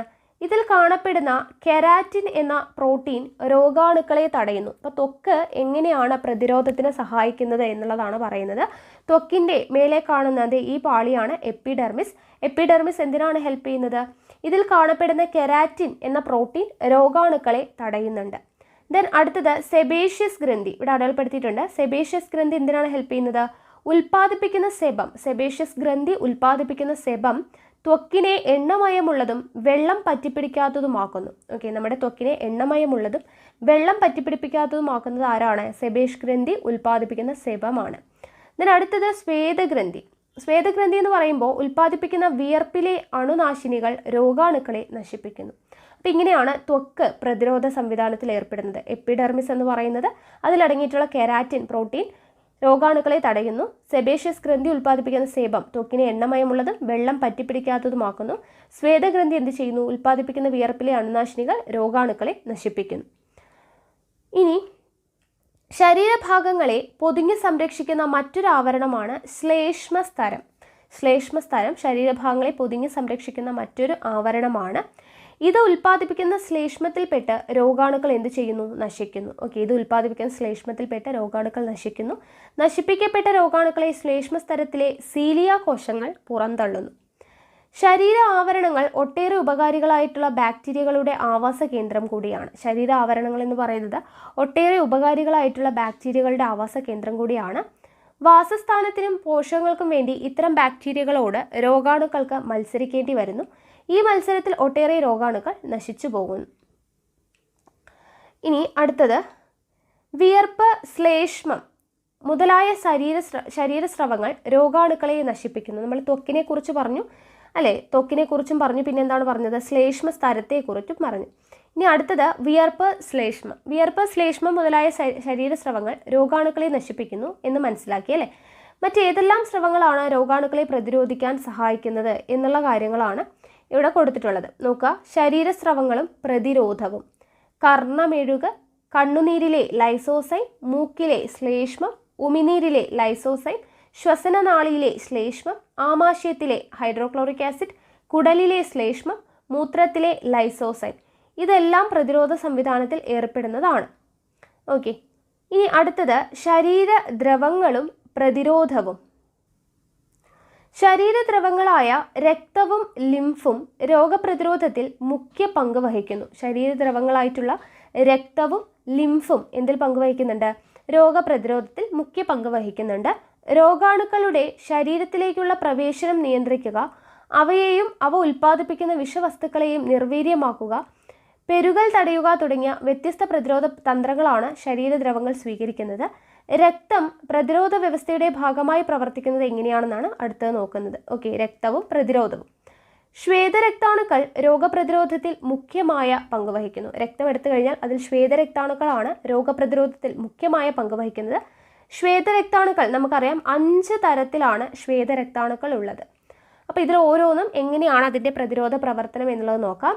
ആദ്യത്തേത് ന്യൂട്രോഫിൽ. ന്യൂട്രോഫിൽ എങ്ങനെയാണ് പ്രതിരോധ പ്രവർത്തനത്തിൽ ഏർപ്പെടുന്നത്? ബാക്ടീരിയയെ വിഴുങ്ങി നശിപ്പിക്കുന്നു. ബാക്ടീരിയ നശിപ്പിക്കുന്ന രാസവസ്തുക്കൾ നിർമ്മിക്കുന്നു. ഓക്കെ, ബാക്ടീരിയയെ വിഴുങ്ങി നശിപ്പിക്കുന്നു. ബാക്ടീരിയയെ നശിപ്പിക്കുന്ന രാസവസ്തുക്കൾ നിർമ്മിക്കുന്നു. അടുത്തത് ബേസോഫിൽ. ബേസോഫിൽ എന്താണ് ചെയ്യുന്നത്?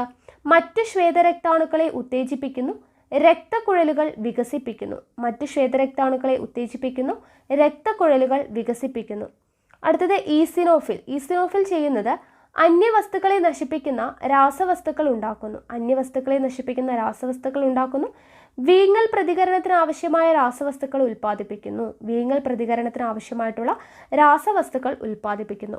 അടുത്തത് മോണോസൈറ്റ്. എന്താണ് ചെയ്യുന്നത്? രോഗാണുക്കളെ വിഴുങ്ങി നശിപ്പിക്കുന്നതാണ് മോണോസൈറ്റ്.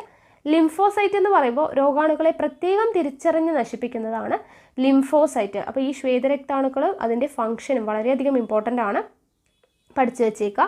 ഇനി വീങ്ങൽ പ്രതികരണം എന്ന് പറഞ്ഞല്ലേ, എന്താണ് വീങ്ങൽ പ്രതികരണം എന്ന് പറയുമ്പോൾ ഈസിനോഫിലിൻ്റെ കാര്യം പറഞ്ഞു വീങ്ങൽ പ്രതികരണത്തിന് ആവശ്യമായിട്ടുള്ള രാസവസ്തുക്കൾ ഉൽപ്പാദിപ്പിക്കുന്നു. അപ്പോൾ എന്താണ് വീങ്ങൽ പ്രതികരണം? മുറിവുണ്ടാകുമ്പോൾ ആ ഭാഗം വീങ്ങി വരുന്നത് നമ്മൾ കണ്ടിട്ടുണ്ട് അല്ലേ. അപ്പോൾ വീങ്ങൽ പ്രതികരണം എന്ന് വിളിക്കപ്പെടുന്ന ഈ പ്രവർത്തനം എങ്ങനെ നടക്കുന്നു എന്നുള്ളതാണ് ഇവിടെ കൊടുത്തിട്ടുള്ളത്. ഇവിടെ നോക്കുക, ആദ്യം മുറിവിലൂടെ എന്ത് ചെയ്യുന്നു? രോഗാണുക്കൾ ശരീരത്തിലോട്ട് പ്രവേശിക്കും അല്ലേ. അപ്പോൾ അവിടെ എന്ത് ചെയ്യും? രാസവസ്തുക്കൾ രൂപപ്പെടുന്നു, രക്തലോമിക വികസിക്കുന്നു, ശ്വേതരക്താണുക്കൾ ലോമികാഭിത്തിയിലൂടെ മുറിവേറ്റ ഭാഗത്തേക്ക് എത്തുന്നു, ന്യൂട്രോഫിലുകളും മോണോസൈറ്റുകളും രോഗാണുക്കളെ വിഴുങ്ങി നശിപ്പിക്കുന്നു. അപ്പോൾ ഇതാണ് വീങ്ങൽ പ്രതികരണത്തിൻ്റെ സ്റ്റെപ്പ് എന്ന് പറയുന്നത്. ഇമ്പോർട്ടൻ്റ് ആണ് കേട്ടോ. വീങ്ങൽ പ്രതികരണത്തിൻ്റെ സ്റ്റെപ്പ് എന്തൊക്കെയാണ്? മുറിവിലൂടെ രോഗാണുക്കൾ പ്രവേശിക്കുന്നു, രാസവസ്തുക്കൾ രൂപപ്പെടുന്നു, രക്തലോമിക വികസിക്കുന്നു, ശ്വേതരക്താണുക്കൾ ലോമിക ഭിത്തിയിലൂടെ മുറിവേറ്റ ഭാഗത്തേക്ക് എത്തുന്നു, ന്യൂട്രോഫിലുകളും മോണോസൈറ്റുകളും രോഗാണുക്കളെ വിഴുങ്ങി നശിപ്പിക്കുന്നു. ഇനി മുറിവോ രോഗാണുബാധയോ ഉണ്ടാകുമ്പോൾ കേടുപറ്റിയ കോശങ്ങൾ ചില രാസവസ്തുക്കൾ ഉൽപ്പാദിപ്പിക്കുന്നു. ഇവ ആ ഭാഗത്തെ ലോമികകളെ വികസിപ്പിക്കുകയും അതുവഴി രക്തപ്രവാഹം കൂട്ടുകയും ചെയ്യുന്നു. രക്തത്തിലെ പ്ലാസ്മയും കൂടുതൽ ശ്വേതരക്താണുക്കളും രക്തക്കുഴലിൽ നിന്ന് മുറിവേറ്റ ഭാഗത്തേക്ക്, ഇതാണ് മുറിവോ ക്ഷതമോ ഉണ്ടാകുമ്പോൾ ആ ഭാഗം വീങ്ങുന്നതിന് കാരണം. ഈ പ്രതിരോധ പ്രവർത്തനമാണ് വീങ്ങൽ പ്രതികരണം എന്ന് പറയുന്നത്, ഇൻഫ്ലമേറ്ററി റെസ്പോൺസ് എന്ന് പറയുന്നത്. ഓക്കെ, അതൊന്ന് വായിച്ചു നോക്കുക. ഈ അടുത്തത് ഫാഗോസൈറ്റോസിസിനെ കുറിച്ചാണ് പറയുന്നത്. ഫാഗോസൈറ്റോസിസ് രോഗാണുക്കളെ വിഴുങ്ങി നശിപ്പിക്കുന്ന പ്രവർത്തനമാണ് എന്ത്? ഫാഗോസൈറ്റോസിസ് എന്ന് പറയുന്നത്. രോഗാണുക്കളെ വിഴുങ്ങി നശിപ്പിക്കുന്ന പ്രവർത്തനമാണ് ഫാഗോസൈറ്റോസിസ്. ഫാഗോസൈറ്റോസിസ് നടത്തുന്ന കോശങ്ങളാണ് ഫാഗോസൈറ്റുകൾ. ഓക്കെ, ഫാഗോസൈറ്റുകൾ എന്ന് പറഞ്ഞാൽ ഫാഗോ മീൻസ് വിഴുങ്ങൽ, സൈറ്റ് മീൻസ് കോശം. അപ്പോൾ ഫാഗോസൈറ്റുകൾ എന്ന് പറയുന്നത് ഫാഗോസൈറ്റോസിസ് നടത്തുന്ന കോശങ്ങളാണ്. ശ്വേതരക്താണുക്കളായിട്ടുള്ള മോണോസൈറ്റും ന്യൂട്രോഫിലും ഫാഗോസൈറ്റുകളാണ്. ഫാഗോസൈറ്റുകൾക്ക് എക്സാമ്പിൾ ഏതൊക്കെയാണ്? ശ്വേതരക്താണുക്കളായിട്ടുള്ള മോണോസൈറ്റും ന്യൂട്രോഫിലും ഫാഗോസൈറ്റുകളാണ്. ഇനി അടുത്തത് നോക്കുക, രക്തം കട്ടപിടിക്കൽ. അതിനു മുന്നേ എങ്ങനെയാണ് ഫാഗോസൈറ്റോസിസ് നടക്കുന്നത് എന്നുള്ളത് കൊടുത്തിട്ടുണ്ട്, അതൊന്ന് നോക്കുക. ഇവിടെ രോഗാണുക്കളെ സ്തരസഞ്ചിയിൽ ഉൾക്കൊള്ളിക്കുന്നു. ലൈസോസോം ഉണ്ട്. സ്തരസഞ്ചികൾ ലൈസോസോമുമായിട്ട് ചേരുന്നു. ദെൻ ലൈസോസോമിലെ എൻസൈമുകൾ രോഗാണുക്കളെ ശിഥിലീകരിച്ച് നശിപ്പിക്കുന്നു. ഈ ഒരു ഓർഡർ നിങ്ങൾ പഠിച്ചു വയ്ക്കുക കേട്ടോ. ഫാഗോസൈറ്റോസിസിൻ്റെ സ്റ്റെപ്സ്. അടുത്തത് രക്തം കട്ടപിടിക്കൽ. രക്തം കട്ടപിടിക്കലും ഒരു പ്രതിരോധ പ്രവർത്തനമാണ്. രക്തം കട്ടപിടിക്കുന്നതിനിടയിൽ നടക്കുന്ന മാറ്റങ്ങളാണ് താഴെ തന്നിരിക്കുന്നത്. നോക്കുക എങ്ങനെയാണ് രക്തം കട്ടപിടിക്കുന്നത്. മുറിവേറ്റ ഭാഗത്തെ കലകളും പ്ലേറ്റ്ലെറ്റുകളും ശിഥിലീകരിച്ച് ത്രോംബോപ്ലാസ്റ്റിൻ എന്ന രാസാഗ്നി ഉണ്ടാവുന്നു. മുറിവേറ്റ ഭാഗത്തെ കലകളും പ്ലേറ്റ്ലെറ്റുകളും ശിഥിലീകരിച്ച് എന്തുണ്ടാവുന്നു? ത്രോംബോപ്ലാസ്റ്റിൻ എന്ന രാസാഗ്നി ഉണ്ടാവുന്നു. പ്ലാസ്മയിലെ പ്രോത്രോംബിൻ, അതായത് ത്രോംബോപ്ലാസ്റ്റിൻ്റെയും കാൽസ്യം വിറ്റമിൻ കെയുടെയും പ്രസൻസിൽ ത്രോംബിനായിട്ട് മാറുന്നു. പ്ലാസ്മയിലെ പ്രോത്രോംബിൻ ത്രോംബിനായിട്ട് മാറുന്നു. എന്തിൻ്റെ പ്രസൻസിൽ? ത്രോംബോപ്ലാസ്റ്റിൻ്റെയും കാൽസ്യത്തിൻ്റെയും വിറ്റമിൻ കെയുടെയും പ്രസൻസിൽ. ദെൻ ഫൈബ്രിനോജിൻ എന്തായിട്ട് മാറുന്നു? ഫൈബ്രിൻ നാരുകളായിട്ട് മാറുന്നു ത്രോംബിൻ്റെ പ്രസൻസിൽ. ഫൈബ്രിൻ നാരുകളായിട്ട് മാറുന്നു. ഫൈബ്രിൻ നാരുകൾ ചേർന്ന് രൂപപ്പെടുന്ന വലക്കണ്ണികളിൽ അരുണ രക്താണുക്കളും പ്ലേറ്റ്ലെറ്റുകളും തങ്ങി രക്തക്കട്ടി ഉണ്ടാകുന്നു. അപ്പോൾ ഇങ്ങനെയാണ് രക്തം കട്ടപിടിക്കൽ നടക്കുന്നത്. രക്തം നഷ്ടപ്പെടാതിരിക്കുവാനും മുറിവിലൂടെയുള്ള രോഗാണു പ്രവേശനം തടയുവാനും രക്തം കട്ടപിടിക്കാൻ സഹായിക്കുന്നു. രക്തം കട്ടപിടിക്കുന്നതോട് കൂടിയിട്ട് എന്താണ്? മുറിവുണങ്ങൽ പ്രക്രിയയും തുടങ്ങുന്നു. അപ്പോൾ ഈ മുറിവുണങ്ങൽ എന്ന് പറയുന്നത് നോക്കുക. വീങ്ങൽ പ്രതികരണം, രക്തം കട്ടപിടിക്കൽ എന്നിവയ്ക്ക് ശേഷമുള്ള ഘട്ടമാണ് മുറിവുണങ്ങൽ. മുറിവുണ്ടാകുമ്പോൾ നാശമായതും നഷ്ടപ്പെട്ടു പോയതുമായിട്ടുള്ള കലകൾക്ക് പകരം അതേപോലുള്ള കലകൾ രൂപപ്പെടുന്നു.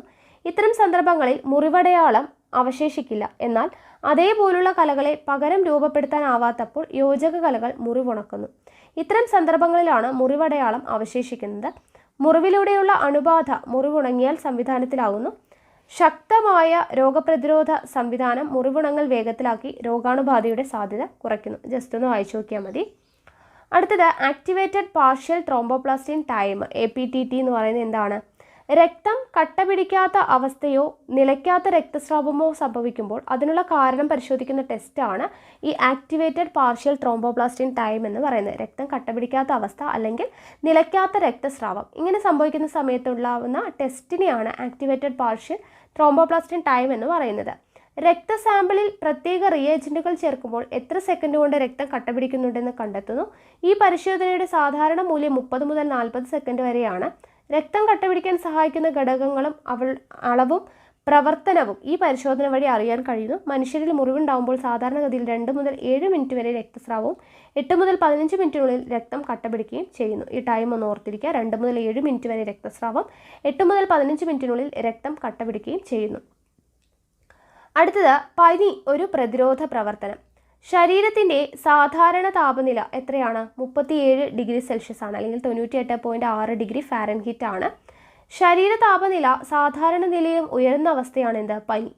ഇതൊരു രോഗമാണോ എന്നുള്ളതാണ് അടുത്തത് പറയുന്നത്. അപ്പോൾ എങ്ങനെയാണ് പനി വരുന്നത് നോക്കുക. രോഗാണുക്കൾ ശരീരത്തിൽ പ്രവേശിക്കുന്നു. രോഗാണുക്കൾ ഉൽപ്പാദിപ്പിക്കുന്ന വിഷവസ്തുക്കളുടെ സാന്നിധ്യം ശ്വേതരക്താണുക്കളുടെ ഉത്തേജനത്തെ കാരണമാകുന്നു. ശ്വേതരക്താണുക്കളെ ഉത്തേജിപ്പിക്കുന്നു. ശ്വേതരക്താണുക്കൾ ഉൽപ്പാദിപ്പിക്കുന്ന രാസവസ്തുക്കൾ ശരീര താപനില ഉയരാൻ കാരണമാകുന്നു. ശരീര താപനില ഉയരുന്നത് രോഗാണുക്കൾ പെരുകൽ നിരക്ക് കുറയ്ക്കുന്നു. ഫാഗോസൈറ്റോസിസിന്റെ ഫലപ്രാപ്തി കൂട്ടുന്നു. അപ്പോൾ രോഗാണുക്കൾ പെരുകുന്ന നിരക്ക് കുറയ്ക്കാനായിട്ട് എന്ത് ഹെൽപ്പ് ചെയ്യുന്നുണ്ട്? ഈ പനി വരുന്നത് ഹെൽപ്പ് ചെയ്യുന്നുണ്ട്. അപ്പോൾ പനി എന്ന് പറയുന്നത് എന്താണ്? ശരീരത്തിൻ്റെ ഒരു പ്രതിരോധ പ്രവർത്തനമാണ്. പനി വരുമ്പോൾ മരുന്ന് കഴിക്കുന്നത് എന്തിനാണ് എന്നുള്ളതാണ് പറയുന്നത്. ഇനി രോഗാണുബാധ നിയന്ത്രണാതീതമാവുന്ന സാഹചര്യങ്ങളിൽ താപനില ക്രമാതീതമായി ഉയർന്നേക്കാം. അപ്പോൾ താൽക്കാലിക ആശ്വാസത്തിനായി താപനില കുറയ്ക്കാനുള്ള മരുന്നുകൾ കഴിക്കാമെങ്കിലും പനിയുടെ യഥാർത്ഥ കാരണം കണ്ടെത്തി ചികിത്സിക്കുകയാണ് വേണ്ടത്. ദീർഘസമയം താപനില ഉയർന്നു നിൽക്കുന്നത് മസ്തിഷ്കം ഉൾപ്പെടെയുള്ള ആന്തരാവയവങ്ങളെ ദോഷകരമായി ബാധിച്ചേക്കാം. അതിനാൽ പനി കൂടിയാൽ എത്രയും വേഗം വൈദ്യസഹായം ലഭ്യമാക്കേണ്ടതാണ്. അപ്പോൾ പനി എന്ന് പറയുന്നത് ശരീരത്തിൻ്റെ ഒരു പ്രതിരോധ പ്രവർത്തനം തന്നെയാണ് എന്ന് കരുതി നമ്മൾ പനി ഉയർന്നുകൊണ്ടിരിക്കുമ്പോഴും ഹോസ്പിറ്റലിൽ പോകാതെ പ്രതിരോധ പ്രവർത്തനമാണ് എന്ന് പറഞ്ഞിരിക്കാൻ പാടില്ല. ഒരുപാട് പനി കൂടിക്കഴിഞ്ഞാൽ അത് മസ്തിഷ്കത്തെ ബാധിച്ചേക്കാം. ഇനി രോഗാണുക്കളുടെ സവിശേഷതകൾ പരിഗണിക്കാതെ എല്ലാ രോഗാണുക്കൾക്കെതിരെയും ഒരേ രീതിയിലുള്ള പ്രതിരോധം തീർക്കുന്നതാണ് പൊതുവായ പ്രതിരോധം, നോൺ സ്പെസിഫിക് ബോഡി ഡിഫൻസ് എന്ന് പറയുന്നത്. രോഗാണുക്കളെ സവിശേഷതകളൊന്നും പരിഗണിക്കാതെ തന്നെ എല്ലാ രോഗാണുക്കളെതിരെയും ഒരേ രീതിയിൽ പ്രതിരോധം തീർക്കുന്നതിനെയാണ് നോൺ സ്പെസിഫിക് ബോഡി ഡിഫൻസ് എന്ന് പറയുന്നത്, പൊതുവായ പ്രതിരോധം. പ്രതിരോധം ഭേദിച്ച ശരീരത്തിലെത്തുന്ന രോഗകാരികളെ പ്രത്യേകം തിരിച്ചറിയുകയും നശിപ്പിക്കുകയും ചെയ്യുന്നത് ലിംഫോസൈറ്റുകളാണ്. രോഗകാരികളെ പ്രത്യേകം തിരിച്ചറിഞ്ഞ് നശിപ്പിക്കുന്നത് ആരാണ്? ലിംഫോസൈറ്റുകളാണ്. അപ്പോൾ ലിംഫോസൈറ്റിനെ കുറിച്ചാണ് ഇനി പഠിക്കുന്നത്. ലിംഫോസൈറ്റ് എന്ന പോരാളി. ശരീരത്തിൽ പ്രവേശിച്ച് പ്രതിരോധ വ്യവസ്ഥയെ ഉത്തേജിപ്പിക്കുന്ന രോഗാണുക്കളെയും അന്യവസ്തുക്കളെയും ആന്റിജനുകൾ എന്നാണ് പറയുന്നത്. ശരീരത്തിൽ പ്രവേശിച്ച് പ്രതിരോധ വ്യവസ്ഥയെ ഉത്തേജിപ്പിക്കുന്ന രോഗാണുക്കളെയും അന്യവസ്തുക്കളെയും പറയുന്ന പേരാണ് ആന്റിജനുകൾ. ഓരോ ആന്റിജന്റെയും ഘടന തിരിച്ചറിഞ്ഞ് അവയെ പ്രത്യേകം നശിപ്പിക്കുന്ന പ്രതിരോധ സംവിധാനമാണ് പ്രത്യേക പ്രതിരോധം. ലിംഫോസൈറ്റുകൾ എന്ന ശ്വേതരക്താണുക്കളാണ് ഇത്തരത്തിൽ രോഗാണുക്കളെ നശിപ്പിക്കുന്നത്. ലിംഫോസൈറ്റുകൾ 2 തരത്തിലുണ്ട്. വളരെ ഇമ്പോർട്ടൻ്റ് ആണ്. 2 തരത്തിലാണ് ലിംഫോസൈറ്റുകൾ ഉള്ളത്. ഇവ അസ്ഥിമജ്ജയിൽ രൂപപ്പെടുന്നു. ഇവയിൽ അസ്ഥിമജ്ജയിൽ വെച്ച് പാകപ്പെടുന്നവയാണ് ബി ലിംഫോസൈറ്റുകൾ. അസ്ഥിമജ്ജയിൽ വെച്ച് പാകപ്പെടുന്നവയാണ് ബി ലിംഫോസൈറ്റ്. ബോൺ മാരോ എന്നുള്ളതാണ് ബി ഫോർ ബോൺ മാരോ. അപ്പോൾ ബി ലിംഫോസൈറ്റ് എന്ന് പറയുമ്പോൾ അസ്ഥിമജ്ജയിൽ വെച്ച് പാകപ്പെടുന്നു. ബാക്കിയുള്ളവ തൈമസ് ഗ്രന്ഥിയിൽ വെച്ച് പാകപ്പെടുന്നതുകൊണ്ട് ടി ലിംഫോസൈറ്റുകൾ എന്നറിയപ്പെടുന്നു. ഓക്കെ, ബി ലിംഫോസൈറ്റ് എന്ന് പറഞ്ഞാൽ അസ്ഥിമജ്ജയിൽ വെച്ച് പാകപ്പെടുന്നു. ടി ലിംഫോസൈറ്റ് എന്ന് പറയുമ്പോൾ തൈമസ് ഗ്രന്ഥിയിൽ വെച്ച് പാകപ്പെടുന്നു. ഇനി ഇതിൽ ബി ലിംഫോസൈറ്റ് എന്ന് പറയുമ്പോൾ ശരീരത്തിലെത്തുന്ന ആൻറ്റിജനുകൾക്കെതിരെ ഇവ ചില പ്രോട്ടീനുകൾ ഉൽപ്പാദിപ്പിക്കുന്നു. ഇവയാണ് ആൻറ്റിബോഡികൾ. 3 രീതിയിലാണ് ആൻറ്റിബോഡികൾ രോഗാണുക്കളെ നശിപ്പിക്കുന്നത്. എങ്ങനെയൊക്കെയാണ്? ബാക്ടീരിയയുടെ കോശസ്തരത്തെ ശിഥിലീകരിച്ച് അവയെ നശിപ്പിക്കുന്നു. ആൻറ്റിജനുകളുടെ വിഷാംശത്തെ നിർവീര്യമാക്കുന്നു. മറ്റു ശ്വേതരക്താണുക്കളെ ഉത്തേജിപ്പിച്ച് രോഗാണുക്കളെ നശിപ്പിക്കുന്നു. അപ്പോൾ ഇതാണ് ബി ലിംഫോസൈറ്റുകൾ ചെയ്യുന്നത്. അടുത്തത് ടി ലിംഫോസൈറ്റ് എന്ന് പറയുമ്പോൾ മറ്റ് പ്രതിരോധ കോശങ്ങളെ ഉത്തേജിപ്പിക്കുന്നു. വൈറസ് ബാധിച്ച കോശങ്ങളെ നശിപ്പിക്കുന്നു. ക്യാൻസർ കോശങ്ങളെ നശിപ്പിക്കുന്നു. അപ്പോൾ ക്യാൻസർ കോശങ്ങളെ നശിപ്പിക്കുന്ന ലിംഫോസൈറ്റ് ഏതാണ്? ടി ലിംഫോസൈറ്റ് ആണ്. പ്രീവിയസ് ഇയറിൽ ചോദിച്ചിട്ടുള്ളതാണ് കേട്ടോ. ടി ലിംഫോസൈറ്റ് ആണ് ക്യാൻസർ കോശങ്ങളെ നശിപ്പിക്കുന്നത്. ഇനി ഇവിടെ നോക്കുക, ഇമ്മ്യൂണോഗ്ലോബുലിൻ. ബി ലിംഫോസൈറ്റുകൾ ഉൽപ്പാദിപ്പിക്കുന്ന പ്രതിരോധ വസ്തുക്കളായ ആൻറ്റിബോഡികൾ ഇമ്മ്യൂണോഗ്ലോബുലിൻ എന്നാണ് അറിയപ്പെടുന്നത്. ഓക്കെ, ബി ലിംഫോസൈറ്റ് ഉൽപ്പാദിപ്പിക്കുന്ന പ്രതിരോധ രാസവസ്തുക്കളായിട്ടുള്ള ആൻറ്റിബോഡികൾ എന്ത് പേരിലാണ് അറിയപ്പെടുന്നത്? ഇമ്മ്യൂണോഗ്ലോബുലിൻ എന്ന പേരിലാണ് അറിയപ്പെടുന്നത്. ഇതിൻ്റെ അറ്റങ്ങളിൽ ആൻറ്റിജനുകളെ ബന്ധിപ്പിക്കുന്ന പ്രത്യേക ഭാഗങ്ങളുണ്ട്. ഈ ഭാഗങ്ങൾ ആൻറ്റിജനുകളെ പ്രത്യേകം തിരിച്ചറിഞ്ഞ് നശിപ്പിക്കാൻ സഹായിക്കുന്നു. IgA, IgD, IgE, IgG, IgM എന്നിങ്ങനെ 5 തരത്തിലുള്ള ഇമ്മ്യൂണോഗ്ലോബുലിന് ഉണ്ട്. ഓക്കെ, അപ്പോൾ ഇമ്മ്യൂണോഗ്ലോബുലിൻ 5 തരത്തിലാണ് ഉള്ളത്. അടുത്തത് ലിംഫും പ്രതിരോധവും. ലിംഫ് എന്താണെന്നുള്ളത് നമ്മൾ പഠിച്ചതാണ് അല്ലേ. അപ്പോൾ രക്തത്തിൽ നിന്ന് രൂപപ്പെടുകയും രക്തത്തിലേക്ക് പുനരാകിരണം ചെയ്യപ്പെടുകയും ചെയ്യുന്നതുമായിട്ടുള്ള ലിംഫ് രോഗപ്രതിരോധ പ്രവർത്തനത്തിൽ രക്തത്തെ പോലെ തന്നെ പ്രാധാന്യം അർഹിക്കുന്നു. രക്തത്തിൽ നിന്ന് രൂപപ്പെടുകയും രക്തത്തിലേക്ക് പുനരാകിരണം ചെയ്യപ്പെടുന്നതുമായിട്ടുള്ള ലിംഫ് രോഗപ്രതിരോധ പ്രവർത്തനങ്ങൾ എങ്ങനെയാണ്? രക്തത്തെ പോലെ തന്നെയാണ് പ്രാധാന്യം അർഹിക്കുന്നത്.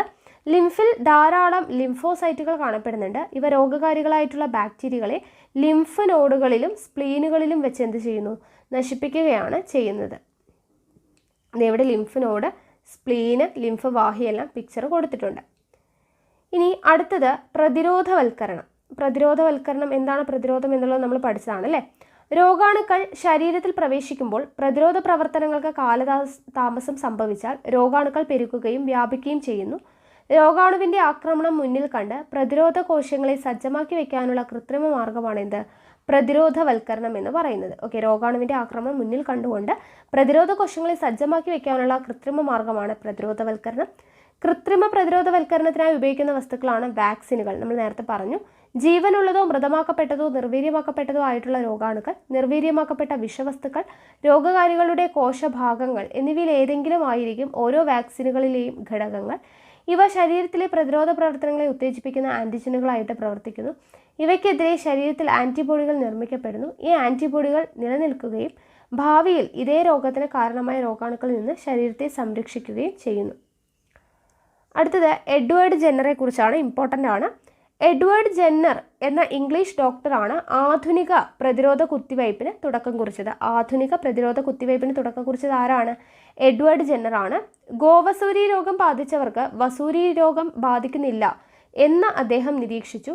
അദ്ദേഹം 8 വയസ്സുള്ള ഒരു ആൺകുട്ടിയിൽ ഗോവസൂരി രോഗയിൽ നിന്നും ഉള്ള പഴുപ്പ് കുത്തിവെച്ചു. ആ കുട്ടിക്ക് ഗോവസൂരി രോഗം ഉണ്ടാവുകയും രോഗം ഭേദമാവുകയും ചെയ്തു. 2 മാസത്തിന് ശേഷം അദ്ദേഹം ആ കുട്ടിയിൽ ഒരു വസൂരി രോഗിയിൽ നിന്നുള്ള പഴുപ്പ് കുത്തിവെച്ചു. ആ കുട്ടിക്ക് വസൂരി രോഗം ഉണ്ടായില്ല. ജെന്നറുടെ ഗോവസൂരി പ്രയോഗത്തെ അനുസരിച്ച് പശു എന്ന അർത്ഥം വരുന്ന ലാറ്റിൻ വാക്കായിട്ടുള്ള വാക്ക, അതിൽ നിന്നുമാണ് വാക്സിനേഷൻ എന്ന് പറയുന്ന പേര് ലഭിച്ചത്. ഓക്കെ, അപ്പോൾ വാക്സിനേഷൻ എന്ന് പറയുന്ന പേര് ലഭിച്ചതിന് കാരണം എഡ്വേർഡ് ജെന്നർ ആണ്. ഓക്കെ, ആധുനിക പ്രതിരോധ കുത്തിവയ്പ്പിന് തുടക്കം കുറിച്ചത് ആരാണെന്ന് ചോദിച്ചാൽ ആരാണ്? എഡ്വേർഡ് ജെന്നർ ആണ്. ഓക്കെ, ഇനി നമുക്കറിയാം ജനനം മുതൽ വളർച്ചയുടെ വിവിധ ഘട്ടങ്ങളിൽ നൽകുന്ന വാക്സിനുകളെ സംബന്ധിക്കുന്ന വിവരങ്ങൾ നമുക്കറിയാം. ജനിച്ച ഉടനെ കുട്ടികൾക്ക് BCG കൊടുക്കും അല്ലേ? അപ്പോൾ അങ്ങനെയുള്ളതൊക്കെ നമുക്ക് അറിയുന്നതാണ്. ഇനി ചികിത്സ, അവസാനത്തെ പ്രതിരോധം. നമുക്കറിയാം ചികിത്സ എന്ന് പറയുമ്പോൾ ആയുർവേദമുണ്ട്, സിദ്ധവൈദ്യമുണ്ട്, യുനാനിയുണ്ട്, പ്രകൃതി ചികിത്സയുണ്ട് അല്ലേ? വിവിധ തരത്തിലുള്ള ചികിത്സയുണ്ട്. ആയുർവേദം ഇന്ത്യയുടെ സ്വന്തം. ഇന്ത്യയിൽ ഉദയം ചെയ്ത ലോകപ്രശസ്തമായിട്ടുള്ള ചികിത്സാ രീതിയാണ് എന്ത്? ആയുർവേദം. നമ്മുടെ ശരീരത്തെ ആരോഗ്യത്തോടുകൂടിയും കാര്യക്ഷമതയോടുകൂടിയും നിലനിർത്തി കൊണ്ടുപോകണമെങ്കിൽ നമ്മൾ പ്രകൃതിയുമായി ഇണങ്ങി ജീവിക്കേണ്ടത് അത്യന്താപേക്ഷിതമാണ്. ആയുർവേദത്തിൽ സസ്യജന്തുജന്യമായിട്ടുള്ള വസ്തുക്കൾ ഔഷധങ്ങളായിട്ട് ഉപയോഗിക്കുന്നു. അടുത്തത് നോക്കാം. ലോകത്തിൻ്റെ വിവിധ ഭാഗങ്ങളിൽ അതാത് പ്രദേശത്തെ ജീവിത രീതി, സംസ്കാരം, ലഭ്യമായ പ്രകൃതി വിഭവങ്ങൾ എന്നിവയ്ക്ക് അനുസൃതമായിട്ടുള്ള ചികിത്സാ രീതികൾ രൂപപ്പെട്ടിട്ടുണ്ട്. സിദ്ധവൈദ്യം, പഞ്ചകർമ്മ, യുനാനി, പ്രകൃതി ചികിത്സ എന്നിവയെല്ലാം ഇത്തരത്തിൽ രൂപം കൊണ്ട പാരമ്പര്യ ചികിത്സാ രീതികളാണ്. ഏതൊക്കെയാണ് പാരമ്പര്യ ചികിത്സാ രീതികൾ? സിദ്ധവൈദ്യം, പഞ്ചകർമ്മ, യുനാനി, പ്രകൃതി ചികിത്സ. ജർമ്മൻ ഡോക്ടറായിട്ടുള്ള സാമുവൽ ഹാനിമാൻ മുന്നോട്ട് വെച്ച ചികിത്സാ രീതിയാണ് ഹോമിയോപ്പതി. ഹോമിയോപ്പതി മുന്നോട്ട് വെച്ചത് ആരാണ്? സാമുവൽ ഹാനിമാൻ ആണ്. പാരമ്പര്യ ചികിത്സാ രീതികളിൽ നിന്ന് വേറിട്ട ചിന്തകൾ അവലംബിച്ച ആധുനിക വൈദ്യശാസ്ത്രത്തിന് അടിത്തറ പാകിയ ഗ്രീക്ക് വൈദ്യശാസ്ത്രജ്ഞനായിട്ടുള്ള ഹിപ്പോക്രാറ്റസ് ആയിരുന്നു രോഗങ്ങളുമായി ബന്ധപ്പെട്ട അന്ധവിശ്വാസങ്ങളെ തിരുത്തി രോഗകാരികൾ, രോഗനിർണയം, മരുന്നുകൾ എന്നിവയ്ക്ക് പ്രാധാന്യം നൽകുന്ന ചികിത്സാ രീതിക്ക് തുടക്കം കുറിച്ചത്. അപ്പോൾ രോഗങ്ങൾ, രോഗകാരികൾ, രോഗനിർണയം, മരുന്നുകൾ എന്നീ ചികിത്സാ രീതിക്ക് തുടക്കം കുറിച്ചത് ആരാണ്? ഹിപ്പോക്രാറ്റസ് ആണ്. ഹോമിയോപ്പതിക്ക് തുടക്കം കുറിച്ചത് സാമുവൽ ഹാനിമാൻ ആണ്. ഇനി ഈ ചികിത്സാ രംഗത്ത് ആധുനിക വൈദ്യശാസ്ത്രം ഏറെ മുന്നോട്ട് പോയിട്ടുണ്ട്. രോഗനിർണയ രീതിയിലും പുതിയ തരം മരുന്നുകളുടെ കണ്ടുപിടുത്തത്തിലും ഉണ്ടായിട്ടുള്ള ശാസ്ത്ര മുന്നേറ്റങ്ങൾ ആധുനിക വൈദ്യശാസ്ത്ര വളർച്ചയിൽ നിർണായകമായി.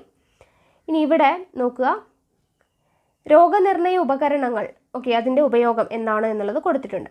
ഇലക്ട്രോ എൻസെഫലോഗ്രാം EEG എന്ന് പറയുന്നത് എന്തിനു വേണ്ടിയിട്ടാണ്? മസ്തിഷ്കത്തിലെ വൈദ്യുത തരംഗങ്ങളെ രേഖപ്പെടുത്താൻ വേണ്ടി ഉപയോഗിക്കുന്നതാണ് ഇലക്ട്രോ എൻസെഫലോഗ്രാം. ഇലക്ട്രോ എൻസെഫലോഗ്രാം എന്ന് പറയുന്നത് മസ്തിഷ്കത്തിലെ വൈദ്യുത തരംഗങ്ങളെ രേഖപ്പെടുത്താനായിട്ട് ഉപയോഗിക്കുന്നു. അടുത്തത് ഇലക്ട്രോ കാർഡിയോഗ്രാം ECG എന്ന് പറയുന്നത് എന്തിനാണ്? ഹൃദയപേശിയിലെ വൈദ്യുത തരംഗങ്ങളെ രേഖപ്പെടുത്താനായിട്ടാണ് ECG. ഹൃദയപേശിയിലെ വൈദ്യുത തരംഗങ്ങളെ രേഖപ്പെടുത്താൻ. അടുത്തത് അൾട്രാസൗണ്ട് സ്കാനർ എന്തിനാണ് ഉപയോഗിക്കുന്നത്? അൾട്രാസോണിക് ശബ്ദ തരംഗങ്ങൾ ഉപയോഗിച്ച് ആന്തരാവയവങ്ങളുടെ ഘടന മനസ്സിലാക്കാൻ വേണ്ടി ഉപയോഗിക്കുന്നതാണ് അൾട്രാസൗണ്ട് സ്കാനർ. അടുത്തത് CT സ്കാനർ അല്ലെങ്കിൽ കമ്പ്യൂട്ടഡ് ടോമോഗ്രഫി സ്കാനർ. എന്താണ്? എക്സ്റേയുടെയും കമ്പ്യൂട്ടറിൻ്റെയും സഹായത്തോടു കൂടി ആന്തരാവയവങ്ങളുടെ ത്രിമാന ദൃശ്യങ്ങൾ ലഭ്യമാക്കാൻ വേണ്ടി ഉപയോഗിക്കുന്നതാണ് CT സ്കാനർ. അടുത്തത് MRI സ്കാനർ എന്തിനു വേണ്ടി ഉപയോഗിക്കുന്നു? ആന്തരാവയവങ്ങളുടെ ത്രിമാന ദൃശ്യങ്ങൾ ലഭ്യമാക്കാൻ. അപ്പോൾ ഈ ഉപകരണങ്ങളും അതിൻ്റെ ഉപയോഗവും പഠിച്ചു വയ്ക്കുക. അടുത്തത് ലബോറട്ടറി പരിശോധനകൾ. ഇവിടെ നമുക്ക് എന്താണ് ഹീമോഗ്ലോബിൻ്റെയും ശ്വേതരക്താണുക്കളുടെയും എണ്ണമൊക്കെ പരിശോധിച്ച് അതിൻ്റെ റിപ്പോർട്ട്, നോർമൽ വാല്യൂം, ടെസ്റ്റ് റിസൾട്ടും കൂടിയിട്ടൊക്കെ ഉള്ള ഒരു കോളം തന്നിട്ടുണ്ട്. ഓക്കെ, ഇനി ആൻറ്റിബയോട്ടിക്കുകളെ കുറിച്ചാണ് പറയുന്നത്. ബാക്ടീരിയ, ഫംഗസ് തുടങ്ങിയ സൂക്ഷ്മജീവികളിൽ നിന്നും വേർതിരിച്ചെടുക്കുകയും ബാക്ടീരിയയെ നശിപ്പിക്കാൻ ഉപയോഗിക്കുന്നതുമായിട്ടുള്ള ഔഷധങ്ങളാണ് എന്ത്? ആൻറ്റിബയോട്ടിക്കുകൾ. ബാക്ടീരിയ, ഫംഗസ് തുടങ്ങിയ സൂക്ഷ്മജീവികളിൽ നിന്നും വേർതിരിച്ചെടുക്കുന്നു, ബാക്ടീരിയയെ നശിപ്പിക്കാൻ വേണ്ടി ഉപയോഗിക്കുന്നതുമായിട്ടുള്ള ഔഷധങ്ങളെയാണ് ആൻറ്റിബയോട്ടിക്കുകൾ എന്ന് പറയുന്നത്. ശരീരോപരിതലത്തിലും ശരീരത്തിനകത്തും പ്രയോഗിക്കാവുന്ന ഔഷധങ്ങളാണ് ആൻറ്റിബയോട്ടിക്കുകൾ എന്ന് പറയുന്നത്. 1928 സർ അലക്സാണ്ടർ ഫ്ലെമിംഗ് ആണ് ആദ്യമായിട്ട് ആൻറ്റിബയോട്ടിക്കുകൾ കണ്ടെത്തിയത്. ആൻറ്റിബയോട്ടിക്കുകൾ ആദ്യമായിട്ട് കണ്ടെത്തിയത് ആരാണ്? 1928 സർ അലക്സാണ്ടർ ഫ്ലെമിംഗ് ആണ്. പെൻസിലിനിയം നൊട്ടേറ്റം എന്ന ഫംഗസിന് ബാക്ടീരിയകളെ നശിപ്പിക്കാനുള്ള കഴിവുണ്ടെന്ന് അദ്ദേഹം ആകസ്മികമായി കണ്ടെത്തി. പെൻസിലിനിയം നൊട്ടേറ്റം എന്ന ഫംഗസിന് ബാക്ടീരിയകളെ നശിപ്പിക്കാനുള്ള കഴിവുണ്ടെന്ന് അദ്ദേഹം കണ്ടെത്തി. എന്നാൽ അതിൽ നിന്നും മരുന്ന് വേർതിരിച്ചെടുക്കാൻ പിന്നെയും വർഷങ്ങൾ വേണ്ടി വന്നു. ആൻറ്റിബയോട്ടിക്കുകൾ ഫലപ്രദമായ ഔഷധങ്ങളാണെങ്കിലും അവയുടെ സ്ഥിരമായ ഉപയോഗം പല പാർശ്വഫലങ്ങളും ഉണ്ടാകുന്നുണ്ട് അല്ലേ? അപ്പോൾ ആൻറ്റിബയോട്ടിക്കുകൾ മൂലമുണ്ടാകുന്ന പാർശ്വഫലങ്ങളാണ് പറയുന്നത്. സ്ഥിരമായ ഉപയോഗം രോഗാണുക്കൾക്ക് ആൻറ്റിബയോട്ടിക്കുകൾക്കെതിരായിട്ടുള്ള രോഗപ്രതിരോധ ശേഷി ഉണ്ടാക്കുന്നു, ശരീരത്തിലെ ഉപകാരികളായിട്ടുള്ള ബാക്ടീരിയകളെ നശിപ്പിക്കുന്നു, ശരീരത്തിലെ ചില വിറ്റാമിനുകളുടെ അളവ് കുറയ്ക്കുന്നു. അപ്പോൾ ഇതൊക്കെയാണ് ആൻറ്റിബയോട്ടിക്കുകളുടെ ദൂഷ്യഫലങ്ങൾ എന്ന് പറയുന്നത്. ഇനി കേരളം വീണ്ടും മാതൃകയാവുന്നു എന്ന് പറഞ്ഞിട്ട് Kerala anti microbial resistance strategic action plan എന്ന് പറഞ്ഞ് കൊടുത്തിട്ടുണ്ട്. അത് നിങ്ങൾ ജസ്റ്റ് ഒന്ന് വായിച്ചു നോക്കുക. അടുത്തത് പ്രഥമ ശുശ്രൂഷ അല്ലെങ്കിൽ ഫസ്റ്റ് എയ്ഡിനെ കുറിച്ചാണ് പറയുന്നത്. ഇവിടെ നോക്കൂ, കൃത്രിമ ശ്വാസം നൽകുന്നു, കയ്യിൽ സ്ലിംഗ് ഇട്ടിരിക്കുന്നു, ശ്വാസനാളത്തിലെ തടസ്സം മാറ്റുന്നു. അപ്പോൾ ഇതൊക്കെ എന്താണ്? പ്രഥമ ശുശ്രൂഷയാണ് അല്ലേ? ഫസ്റ്റ് എയ്ഡ് ആണ്. അതായത് നമുക്കൊരാൾക്ക് അപകടം സംഭവിക്കുന്ന സമയത്ത് നമ്മൾ ആദ്യമായിട്ട് ചെയ്യേണ്ട മുൻകരുതലുകളാണ് പ്രഥമ ശുശ്രൂഷ എന്ന് പറയുന്നത്. അടുത്തത് ബ്ലഡ് ട്രാൻസ്ഫ്യൂഷൻ, രക്തനിവേശനം. എന്താണ്? ഒരാളിൽ നിന്ന് മറ്റൊരാളിലേക്ക് രക്തം കൈമാറ്റം ചെയ്യപ്പെടുന്നതിനെയാണ് രക്തനിവേശനം എന്ന് പറയുന്നത്. അപ്പോൾ രക്തനിവേശനം ചെയ്യുമ്പോൾ ശ്രദ്ധിക്കേണ്ട കാര്യങ്ങളാണ് പറയുന്നത്. എന്തൊക്കെയാണ്? 18-നും 60-നും ഇടയിൽ പ്രായമുള്ളവർക്ക് രക്തം ദാനം ചെയ്യാം. 3 മാസത്തിലൊരിക്കൽ രക്തം ദാനം ചെയ്യാം. രക്തദാതാവിന് യാതൊരു ആരോഗ്യ പ്രശ്നം ഉണ്ടാകുന്നില്ല. ഗർഭിണികൾ, മുലയൂട്ടുന്ന അമ്മമാർ എന്നിവർ രക്തം ദാനം ചെയ്യരുത്. രക്തത്തിലൂടെ പകരുന്ന രോഗമുള്ളവർ രക്തം ദാനം ചെയ്യരുത്. അപ്പോൾ ഇത്രയും കാര്യങ്ങളാണ് രക്തദാനം ചെയ്യുന്ന സമയത്ത് ശ്രദ്ധിക്കേണ്ട കാര്യങ്ങൾ. ഇനി നമ്മളിപ്പോൾ രക്തം ദാനം ചെയ്യുന്നു. ഒരാൾക്ക് എല്ലാവരുടെയും രക്തഗ്രൂപ്പ് സ്വീകരിക്കാൻ പറ്റുമോ? ഇല്ല. അപ്പോൾ മനുഷ്യരിലെ വിവിധ രക്തഗ്രൂപ്പുകൾ നിർണ്ണയിക്കുന്നതിൻ്റെ അടിസ്ഥാന വസ്തുതയും എന്താണ് എന്നുള്ളതാണ് ഈ ഒരു കോളത്തിൽ കൊടുത്തിട്ടുള്ളത്. വളരെയധികം ഇമ്പോർട്ടൻ്റ് ആണ്, നോക്കുക. രക്തഗ്രൂപ്പുകൾ എ എന്ന് പറയുന്ന രക്തഗ്രൂപ്പിൽ അടങ്ങിയിട്ടുള്ള ആൻറ്റിജൻ എ ആണ്, ആൻറ്റിബോഡി ബി ആണ്. നിങ്ങൾ ഇത്രയും ഓർക്കുക. ആൻറ്റിജൻ അനുസരിച്ചിട്ടാണ് രക്തഗ്രൂപ്പിന് പേര് നൽകുക. ഇപ്പോൾ ആൻറ്റിജൻ എ ആണെങ്കിൽ രക്തഗ്രൂപ്പിൻ്റെ പേര് എ, ആൻറ്റിജൻ ബി ആണെങ്കിൽ രക്തഗ്രൂപ്പ് ബി, ആൻറ്റിജൻ എയും ബിയും ഉണ്ടെങ്കിൽ രക്തഗ്രൂപ്പ് എ ബി, ആൻറ്റിജൻ ഇല്ലെങ്കിൽ എന്ത് ചെയ്യും? 0 എന്ന് ഓർക്കുക. അപ്പോൾ രക്തഗ്രൂപ്പ് ഒ ആണ്. ഇനി ആൻറ്റിബോഡി എന്ന് പറയുമ്പോൾ രക്തഗ്രൂപ്പ് ഏതാണോ അതിന് ജസ്റ്റ് ഓപ്പോസിറ്റ്. എ ആണെങ്കിൽ ആൻറ്റിബോഡി ബി, ബി ആണെങ്കിൽ ആൻറ്റിബോഡി എ. ഇനി രക്തഗ്രൂപ്പ് എ ബി ആണെങ്കിലോ ആൻറ്റിബോഡി ഇല്ല, ഒ ആണെങ്കിൽ എയും ബിയും, ഇങ്ങനെയാണ് വരുന്നത്. ഓക്കെ, അപ്പോൾ ഈ ഒരു കോളം ഇമ്പോർട്ടൻ്റ് ആണ്, പഠിച്ചു വെച്ചേക്കാം. ഇനി അരുണ രക്താണുവിൻ്റെ ഉപരിതലത്തിലുള്ള എ ബി എന്നീ ആൻറ്റിജനുകളുടെ സാന്നിധ്യമാണ് രക്തത്തെ ഗ്രൂപ്പുകളാക്കുന്നതിന് ആധാരം. ഇതിൽ ഏത് ആൻറ്റിജൻ ആണോ ഒരാളുടെ രക്തത്തിലുള്ളത് ആ ആൻറ്റിജൻ്റെ പേരാണ് രക്തഗ്രൂപ്പിന് നൽകുക. എ എന്ന് പറയുന്ന ആൻറ്റിജൻ ആണെങ്കിൽ എ ആയിരിക്കും രക്തഗ്രൂപ്പ്, ബി ആൻറ്റിജൻ ആണെങ്കിൽ ബി ആയിരിക്കും, ഒ ആണെങ്കിൽ അങ്ങനെ. ഓക്കെ, അപ്പോൾ ആൻറ്റിജൻ ഏതാണോ അതിനനുസരിച്ചിട്ടാണ് വരിക. പ്ലാസ്മയിൽ കാണപ്പെടുന്ന ചില ആൻറ്റിബോഡികൾക്ക് രക്തനിവേശനത്തിൽ പ്രത്യേക പ്രാധാന്യമുണ്ട്. എ ഗ്രൂപ്പ് രക്തത്തിൽ ആൻറ്റിബോഡി ബിയും ബി ഗ്രൂപ്പ് രക്തത്തിൽ ആൻറ്റിബോഡി എയുമാണുള്ളത്. എ ബി ആൻറ്റിജനുകളെ കൂടാതെ ചില വ്യക്തികളുടെ അരുണ രക്താണുവിൻ്റെ കോശസ്തരത്തിൽ ആൻറ്റിജൻ ഡി അഥവാ RH ഘടകവും ഉണ്ടാവാം. RH ഘടകമുള്ള രക്തഗ്രൂപ്പുകൾ പോസിറ്റീവ് എന്നും ഇല്ലാത്തവ നെഗറ്റീവ് എന്നും അറിയപ്പെടുന്നു. RH ഘടകമുള്ള രക്തഗ്രൂപ്പുകൾ പോസിറ്റീവ് എന്നും ഇല്ലാത്തവ എന്നിങ്ങനെ അറിയപ്പെടുന്നു? നെഗറ്റീവ് എന്നും അറിയപ്പെടുന്നു.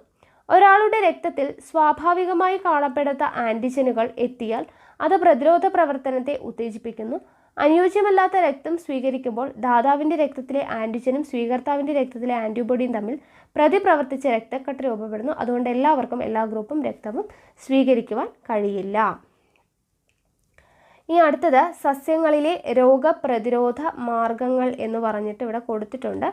അത് നിങ്ങൾ ജസ്റ്റ് ഒന്ന് വായിച്ചു നോക്കുക. ഓക്കെ ആണല്ലോ?